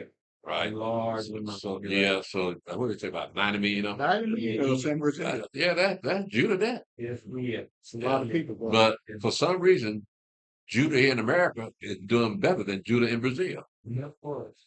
So they got real bad prejudice down there, Yeah. real bad segregation. Yeah. But here, yeah, they look at us and these people so crazy, just let them have what they want. Get on our nerves. You see Brazil, you rarely see us on TV down in Brazil even today. You rarely see us. I mean, you might see some of us as the women for the carnival, but you might see them shaking. Other than that, you don't hardly see none of us men down there in Brazil. I mean, to this day, TV shows, commercials, whatever, they don't show none of us down what they do down there. Yeah, I know. So, I don't know, man. They ain't making no noise like we do here. Yeah. So I don't see them on the platform, on the internet, nowhere. So they really ain't reaching out, letting people know that they're there. All you hear about, like you say, carnivals, and they tend to lean towards African traditions, right? So they may not just know any better, right? What you gonna say? Well, what's happening big down there in Brazil? He's trying to, especially the Brazilian women, they for a better life. For a better life now, they go behind the European male men. Well, yeah, that's where it's always been. Yeah. Yeah. So you like the Mexicans, when they first start coming across the border, we don't want nothing to do with the slaves. We consider us whites. And that's the attitude down in Brazil. Most of them when you see a Brazilian brother, he only that yellow complexion. You don't see too many dark ones. You're trying to absorb them, I guess. Yahweh made us such a reproach. Don't nobody want to be with us. Yeah. Yeah, so praise Yahweh for that. Yeah. Yeah. The elder was saying, when did Benjamin and Levi come together with Judah? Wasn't that back in Ezra? They've been together. Yeah, when they came out of the Babylonian captivity Right. after 70 years, that's when the three tribes that went into captivity came out of captivity. When the priest came in, Benjamin hadn't came in, right? All three of them were there. At the same time? Yes. Yes, I because thought one got off and then came back.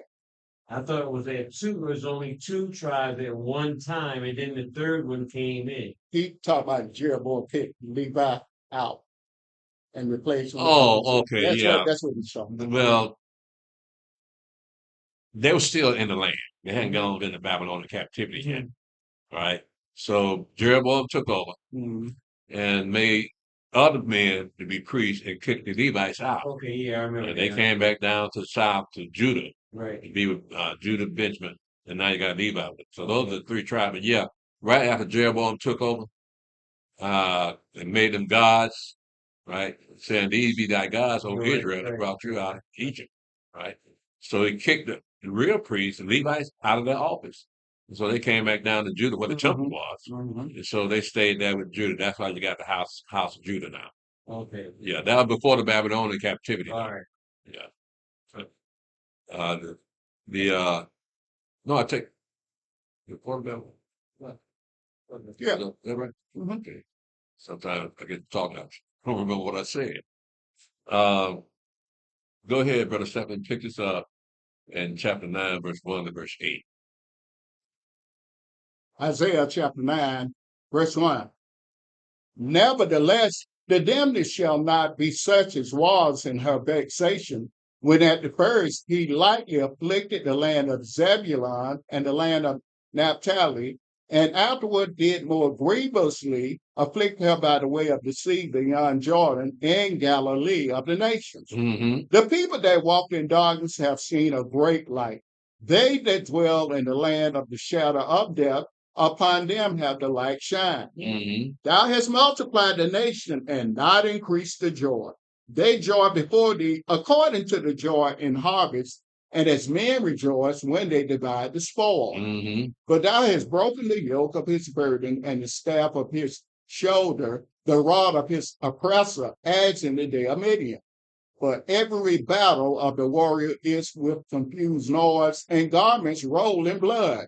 But this shall be with burning and fuel of fire. Mm. For unto us a child is born, unto us a son is given, and the government shall be upon his shoulder, and his name shall be called Wonderful, Counselor, the Mighty God, the Everlasting Father, the Prince of Peace.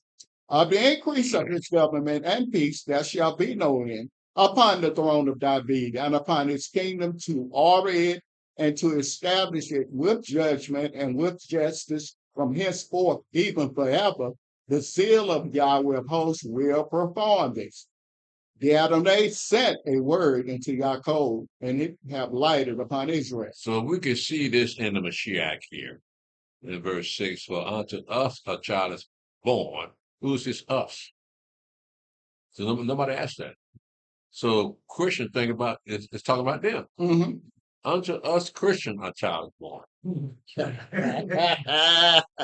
Unto us a son is given, and the government shall be upon his shoulder, and his name shall be called Wonderful, Counselor, the Mighty El, the Everlasting Father, the Prince of Peace. These are platitudes. These are things of exaltation, right? So they didn't call him the Father, Everlasting Father. Mm-hmm. But nevertheless, he spoke for the Father. He said the thing that the Father told him to say. Yeah. That's how you see how they kind of mistaken a little bit. Talk about he's God. Yeah, that's where they get that from. That JC is God. But then you can't leave Isaiah, not Isaiah, but Psalm 45. Right. She said, therefore, God, your God, has anointed you with the oil of gladness above thy fellows. So God has a God. Man, that's a hard one. I know, because ain't but one, right? Yeah, you can't go out there and just tell anybody that. Yeah, that's meat. You don't want to throw meat out there. No, Yeah. Leave that out. We don't want to know what that means. Yeah. They don't even talk to people like that because they believe in one God too, right? So the concept of God having a God is making the brain melt. They can't have it. I think about that. If they pray to JC and name JC, you tell them JC has a God, yeah, you might end up in the hospital. Emergency. Yeah, because he's God to these people, right? And the thing about JC being God, they can actually see him. Yeah. So basically, what we are actually seeing now in reference to the judgment of this land, what I got out of that was one word coming from that. What actually has happened to this land? Have the madness started already? Madness. Yeah, that didn't happen already. Started already. What Has the madness started already in this land? Madness. No, not yet. No, we getting that though. That's what I'm saying. Yeah. Well, y'all was showing us what's going on. Yeah. Right. That what we see happening in America is not normal. Right. Right. So that must be a reason why these things are happening in America. Not even counting the fact that next year America will be 250 years old. Right. And I hope it be her too. That's the timeline of all empires. That's right. Except for the Roman Empire. But nevertheless, most empires don't last more than 250 years. Right. That's up next year. Yeah. Praise you. 2026. Uh-huh. 2026. Yeah. Because they started at 1776, right? Yeah. So 250 years later, 2026. Which is actually is the number of man. The man was created on the sixth day, right? It's a man was created on the sixth day. Yes. Yeah, which is actually 2026, and it's symbolizing the number of man. You understand what I'm saying? Because man was created on the sixth day. Yeah, but that's a year. You know, I heard people say the 666. That's the six body parts. the sixth, and you were born created on the sixth day. Is that called numerology? Is that what that I is? Say guess more or less that's what that is. I don't know what it's called. I heard people say that now. Yeah, they throw them numbers around. They're supposed to mean some different things. White folks good for it. Yeah, well, that's my wife. You know, my mother said that JC was exactly 6 feet tall. It ain't Who said that? my mother. Your mother. Yeah, that ain't written nowhere in the book. How she know? I don't know. She never read about it. She went to church, but she never read about it. He never read about it. So that explains a lot, Steve. Don't put that on me. now it makes sense. Say 6 foot tall. And in the second verse. But what this is saying also in verse 7 said the increase of its government and peace there shall be no end upon the throne of David. That means the son of David, right? And upon his kingdom to order it and to establish it with judgment and with justice from henceforth, even forever. The zeal of Yahweh of hosts will perform this. So Meshach has made his appearance, all right? So we have to follow along with the timeline. Because it took 1,000 years for the Meshach to be born from David's bow, right? So now he's going up into heaven, and so now the clock is ticking. So Yahweh open up our eyes, see, hey, right? So this thing going down now time. Right. So we're looking at when the Meshach returns, we should see some signs. Not only with Meshach told us to look for, but signs like America falling. Right. America cannot be on the scene when the Meshach shows back up. No. It's not real. So yeah, everything they serve that purpose, and now it's time for us to get up out of here. Everybody gotta get up out of here. Go ahead, Brother Shepard. Let's go to Isaiah 10, verse 20 to verse 23.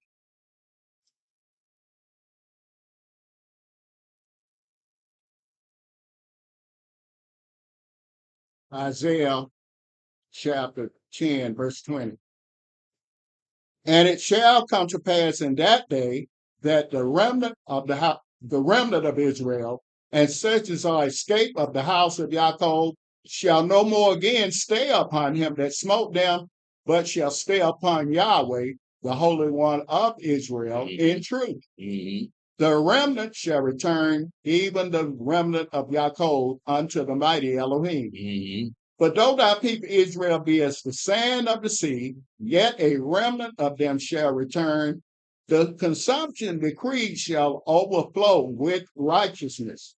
For the Adonai Elohim of hosts shall make a consumption even determined in the midst of all the land. So you line that up with Ezekiel 20 and verse 32 to verse 38. When it says, for verse 23, for the Adonai Elohim host shall make a consumption even determined in the midst of the land. So you line that up also with Zechariah chapter 13, verse 8 and 9. Because 2/3 of the people are going to be purged out of the land. So that's real permanent here. In Isaiah, there are a lot of black people got to die. They're not coming into the land. Yeah. In this verse right here, verse 23, and in Zechariah, it says all the land. So with that purging even starting before we get to it, like kind of like starting now, kind of like It'll be while we're in the wilderness. okay. Yeah. So the wilderness, actually, when you look at it, when our father first went into the land, when Joshua first went into the land, they coming out the wilderness and going up to Jericho. And Jericho would be part of Judah's land at that time. So the puzzle to me is they were scattered all over Israel before they went into the land.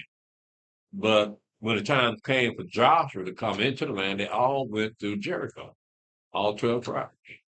So what were they doing up in Carmel and all those other places? So yeah, we're looking at when it says For Yahweh, for the Adonai Elohim, hosts shall make a consumption even determined in the midst of the land. Verse 22, for though thy people of Israel, be as the sand of the sea, yet a remnant of them shall return. The consumption decree shall overflow with righteousness. You understand what it says, overflow with righteousness? Because they're going to be breaking the law. The law is going to prevail, but y'all are going to die because they'll be out there doing every kind of thing they can think of in their imagination. They're going to die for it.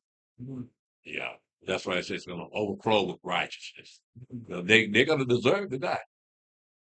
So if you got family and friends, you got to warn them. He's not playing. You see, he wasn't playing with our father, but he kicked him out the lane. Yeah, so a lot of black folk got that. I will go over to the invasion of the nations against Judah in verse 28 and verse 34, but I'm gonna skip that. Let's go to Isaiah 11, verse 7.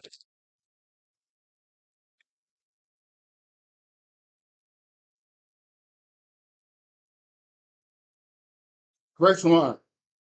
And there shall come forth a rod out of the stem of Jesse, and a branch shall grow out of his roots.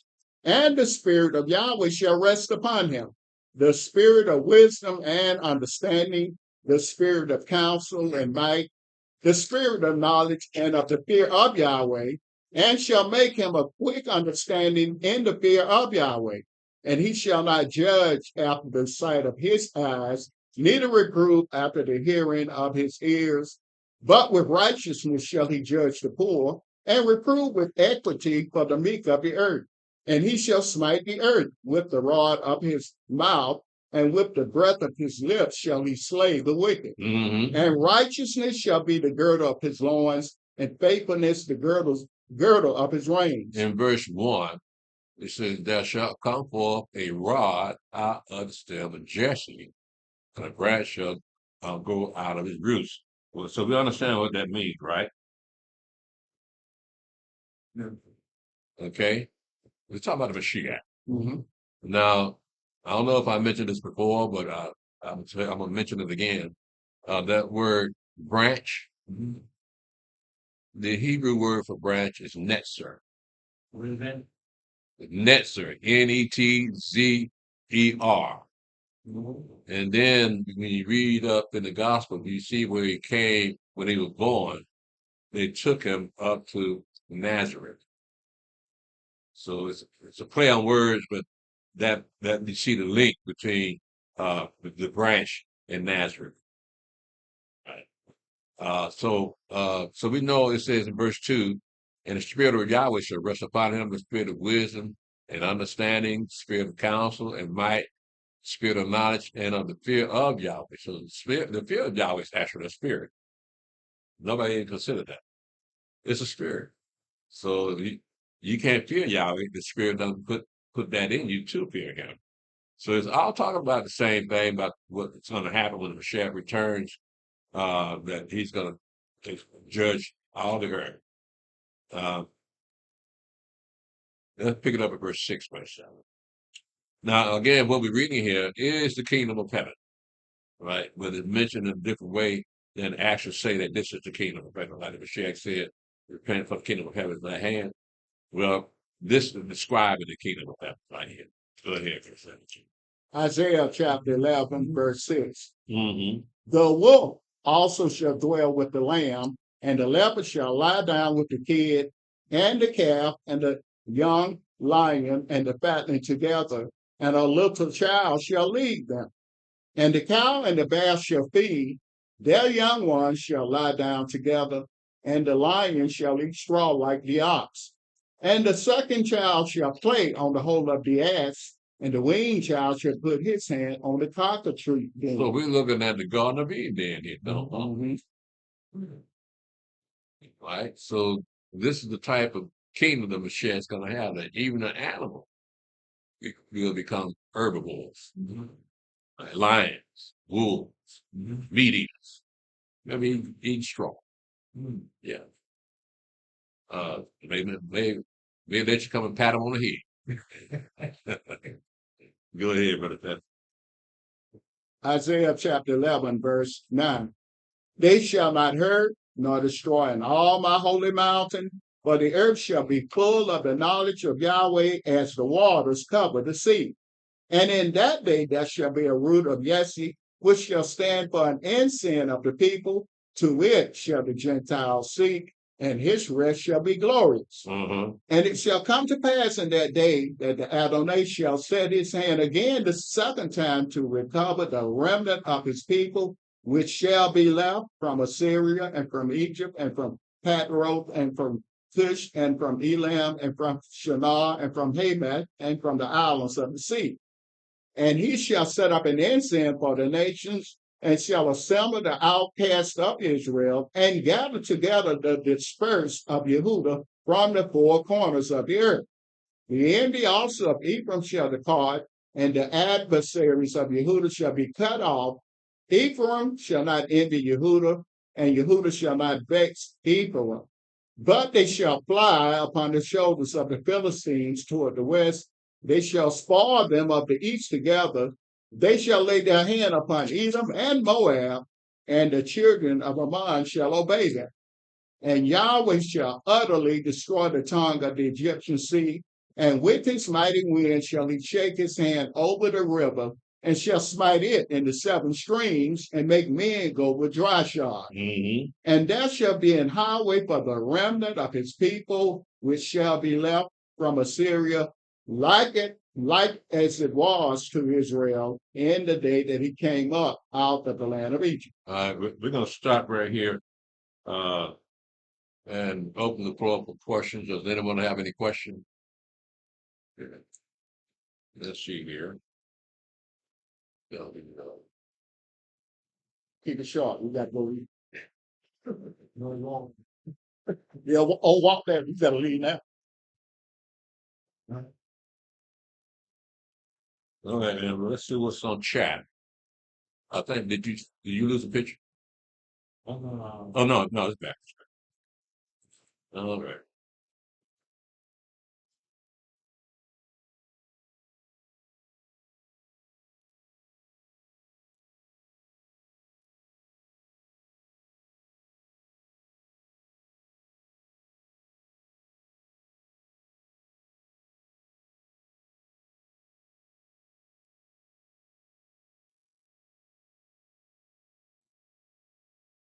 Okay.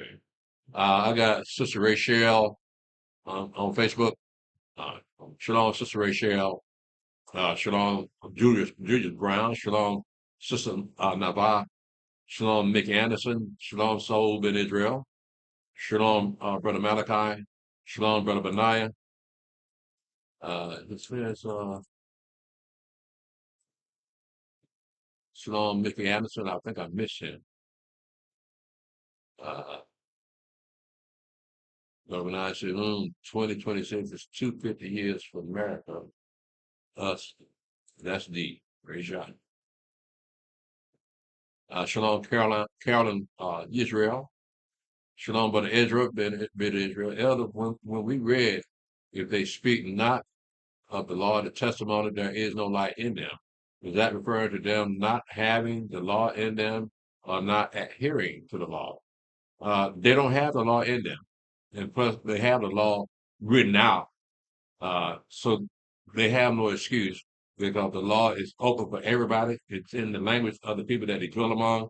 And it's right there, but they've been told that the law been done away with. So they can't speak to this law. Because even though the law is right before, they can't speak to something, speak about something that they don't know anything about. So that was my question. What do Christian preachers talk about on Sundays if they ain't speaking about this law? Nothing. Nothing. Right. Yeah. With that, we still since the law was the light.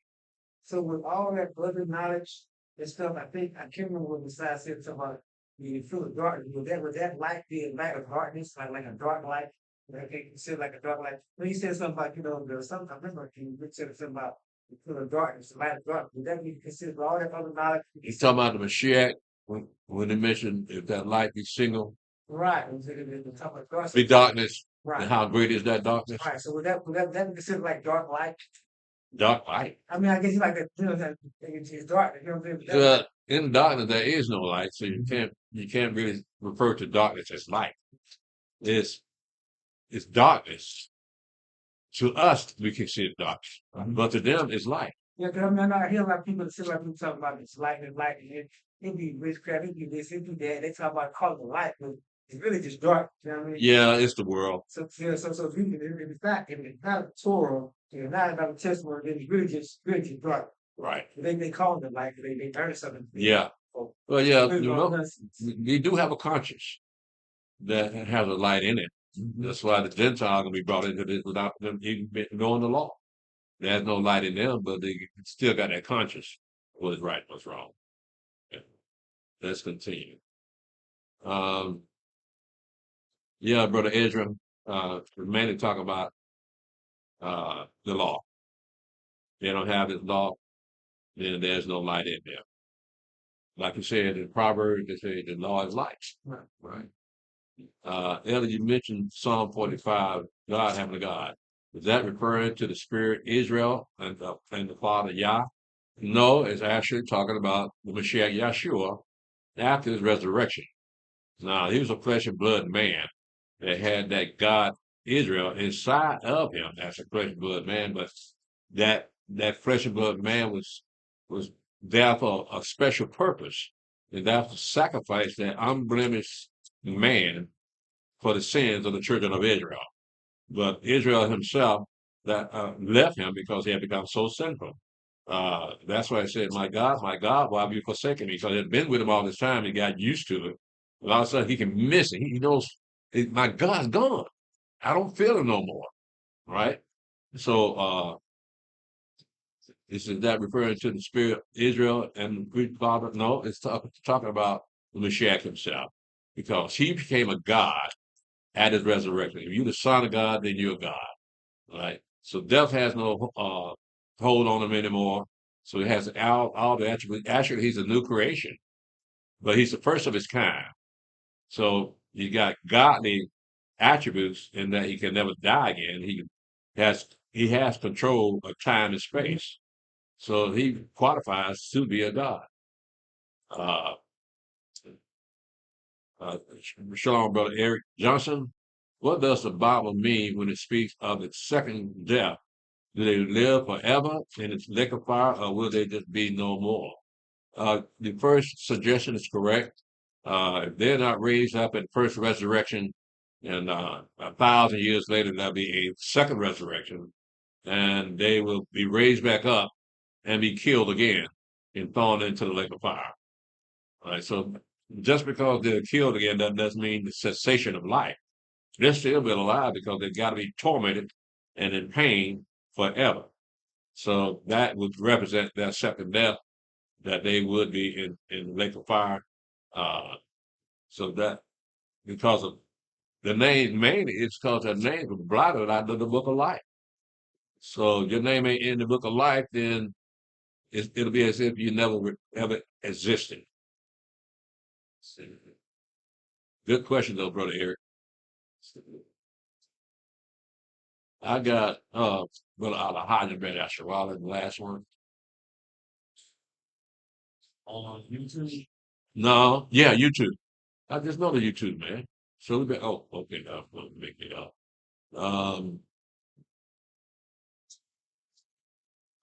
Shalom, the priest and saints question. Ammonia came out to fight against Israel coming out of Egypt. They came back 300 years later to fight Jephthah. I think it may talk about the Ammonites. Yeah. Will they do this? They came back 300 years later to fight Jephthah. Will they be there to fight against Israel again? No. The Ammonites. Let's see, Moab and Ammon. The Moab and Ammon, the Ammonites are are the ones that are being killed over there in the Gaza. If you check, you will see that most of those people are Ammonites, are the sons of Lot. So you got Moab and Ammon over there in the land of Gaza, and right now they're getting the crap bombed out of them. Mm. And so, but if you notice, you read up on it, you see most of them are headquartered in Jordan. Well, that was where they originally was from. Uh, uh, if you look at the map of the land, you see all the land on the other side of Jordan River. You see, so you see Ammon, Moab, and Esau, Edom, right on the other side of the Jordan River. So with they're not gonna. They're right now. They don't have any might. Don't nobody want to deal with them. The Egyptians don't want to deal with them. The Saudi Arabians don't want to deal with them. So they will be the ninjas of the Middle East. Yeah. No, our hands will be filled with, first of all, with the people that are in the land right now, the the Edomites, the Khazarians. We're gonna have to face them, and we got to get them out of the land. But then, while we're there, according to the prophecy, all the armies of the earth, all the military people of the earth will come up against Jerusalem. So we got to fight in that fight. So that again, that'll be when we come out of the wilderness. The 3.5 years of being in the wilderness, according to Daniel chapter 7 and verse 18, it said the saints shall take the kingdom and possess the kingdom forever and ever. But Moab and Ammon, the Ammonites will not be part of that, of taking that, because they have no power. They have no country. They have no military yet. It wasn't running Jerusalem when we had to boot them out to. Who? It wasn't where they run Jerusalem. Oh yeah, all that's got to go. Yeah, can't be worshiping no other God while we're there. Yeah, but they're going to be part of that one world order. It'll probably be the military that keeps the one world order. One world order. So the Muslims don't mind killing you. Right? Yes, sir. I went to a tie place and got a tie, from a used tie from my coat. And at the very end, the guy told me, the Mexican told me, "Thank you, madman."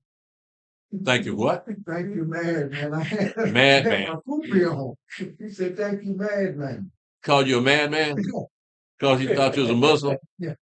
I guess that's what the scene in there. Well, come to think of it, I have never heard of a Mexican Muslim.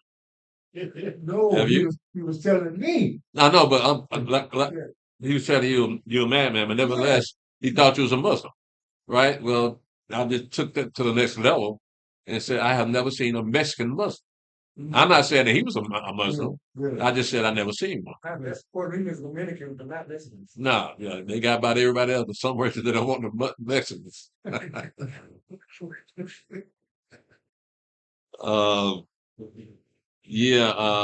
Those people pretty decimated, like I said, but they fit the prophecy that was going to happen to them. God was going to kick them out of their land, and they did. But Otis, Shalom, damn, one fly. Yeah. And he got me at the top of this list. I'm gonna get that. Ninja right. I'm gonna get him. I'm gonna mess him up all day long. He probably follow me down to Family Fun Day. Okay, just hang on, man. Isaiah 11 and 13. Got food down there for Otis. The envy also of Ephraim shall depart, and the abscess of Judah shall be cut off. Ephraim shall not envy Judah, and Judah shall not vex Ephraim. So, can you explain Isaiah 11 and 13? Yeah. If you notice, when they split up, they will oftentimes fight amongst each other. You have Judah fighting against Israel, and Israel fighting against Judah. That's what Ephraim means, Israel. So they were at war with each other until the Assyrians came and took the northern tribes out of the land. So yeah, they would be at war with that. Verse meant that they had been at war with each other.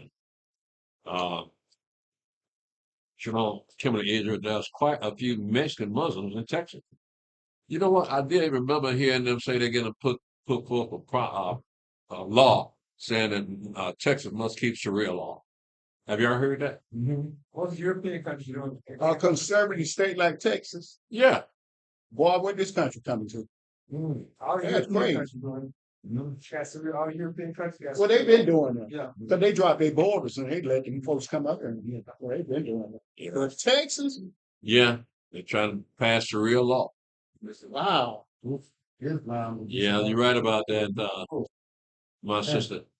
Islam. I don't see anything else on here. That's Texas. And who that is? I can see Georgia doing that for Texas. Yeah. Well, it's spread. Yeah. Nice. So get ready for your children to start losing their hands. Yeah. Because, you know, them children like to steal. You know what the law, the Sharia law says about stealing. Yeah, cut your hands off. Yeah, but don't give them no ideas. Don't do that. Who? You don't give them Arabs no ideas. The Yeah, Muslims. they've been doing that for hundreds of years. Yeah, I do it. I do it. I'm good business. Yeah. Tell you what, one thing about it, cut your hands off. Everybody else will feel one. I don't see anybody else coming on here. Okay. So what I'm gonna do is go ahead and shut it down. Appreciate your call, the text. I hope that answers the question, Brother Otis. I appreciate that, Sister Kimberly Israel. Let me know that there are Mexican Muslims in Texas. I didn't know about that. So these Because I said I never seen a Mexican Muslim, but then I never been to Texas. Hispanic practicing Islam. I mean, In Mexican. Texas. Mexicans in Texas practicing Islam. The Muslim might do this. Yeah, that's what Sister Kimberly said. Man, that cold spoken. What Texas I Say what? I'll let you take my car. Come on, Zach. I just stay here. I would let you take salad one time a year. Okay, I'm gonna go ahead and shut it down. Facebook and YouTube. I'll give you 5 seconds for the last question. 1, 2, 3, 4. Did you see these other elders that say Shalom to? Who? Let me say Shalom. These are one that's disappeared when we said it. Oh, you had some more there when you reset the last song? Yes. Okay. They go to mouse this year. Well,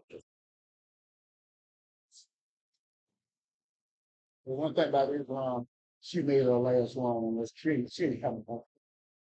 We lost that thing, then what? Nebuchadnezzar, that was their last one wrong.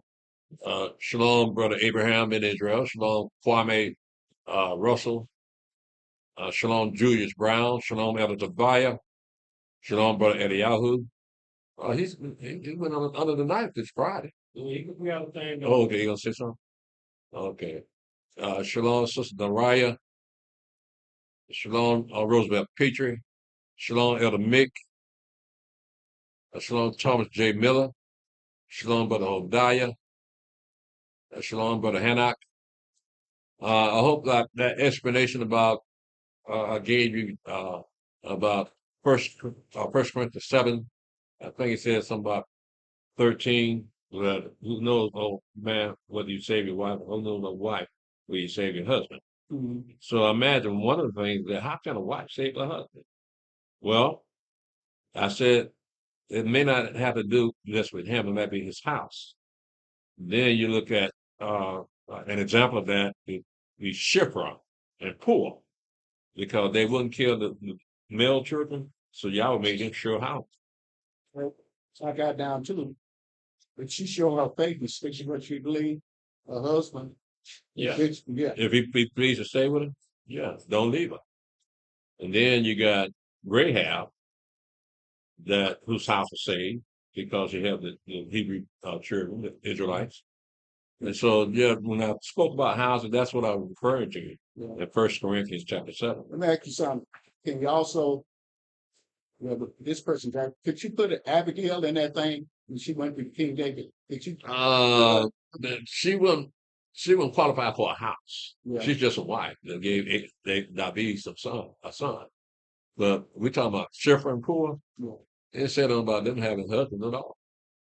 And Rahab, and she was a hoe. You're right. Shalom Elder Hiram. Shalom, Mickey Anderson. Let me see. Did I miss somebody? Oh yeah. Yeah, brother Enoch. No. Shalom, brother Mickey Anderson. Shalom, brother Benaiah. Shalom, brother Eliyahu. Okay. Thank you, NCCI, for your prayers.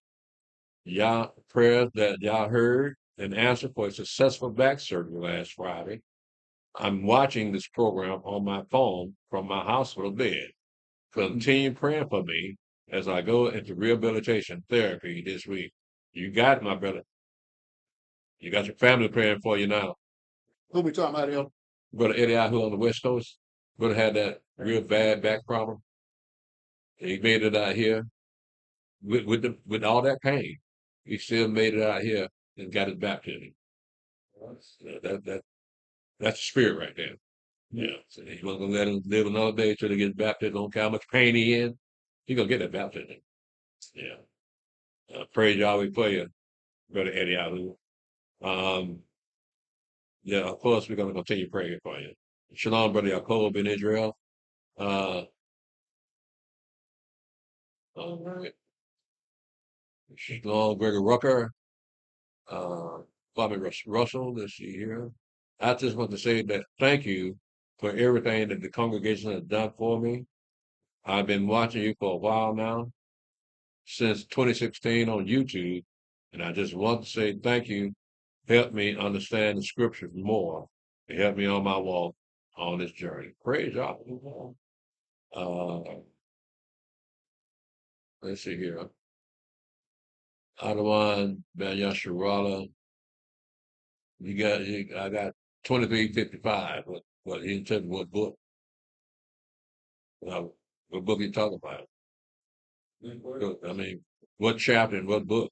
We've got 2355. Like that might be a time on the military time or something. Uh, Shalom, Brother Clarence Marks and Sister Yulita.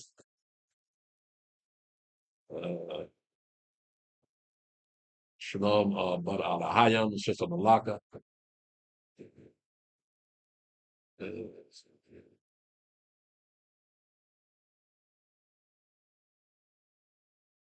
Okay, I guess that's it. Yeah.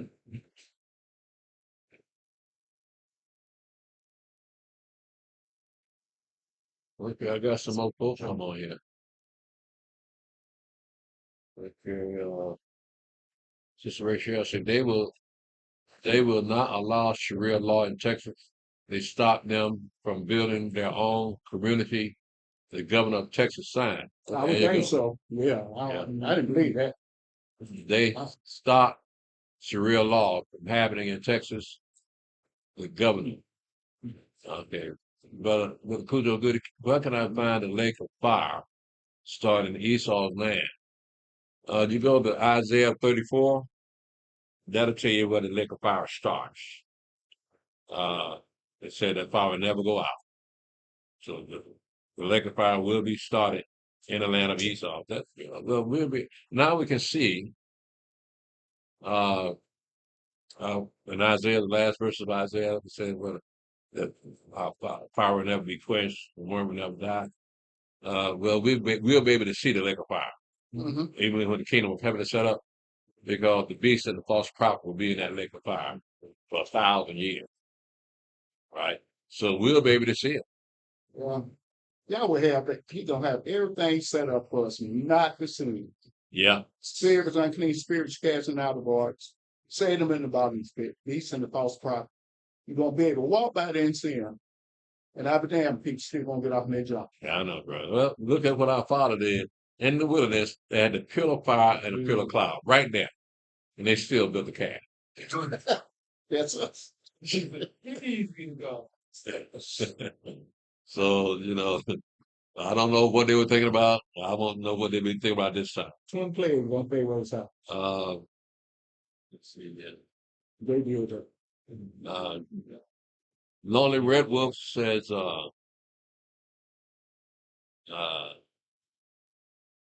Okay, just saying that twice. All right. I don't have anybody else. Okay, I'm gonna go to call it a day. Facebook, YouTube. We are heading out for Family Fun Day today. Y'all be willing. Uh, we're gonna see you again, y'all be willing, on the third day, which is Tuesday night, 8 o'clock for our history class. But right now, we have a family day set up, so all the family that's in our congregation will have a good meal and good fellowship time. Um, okay, Shalom Heroes 580. I'm gonna go ahead and shut it down. Thank y'all for joining us.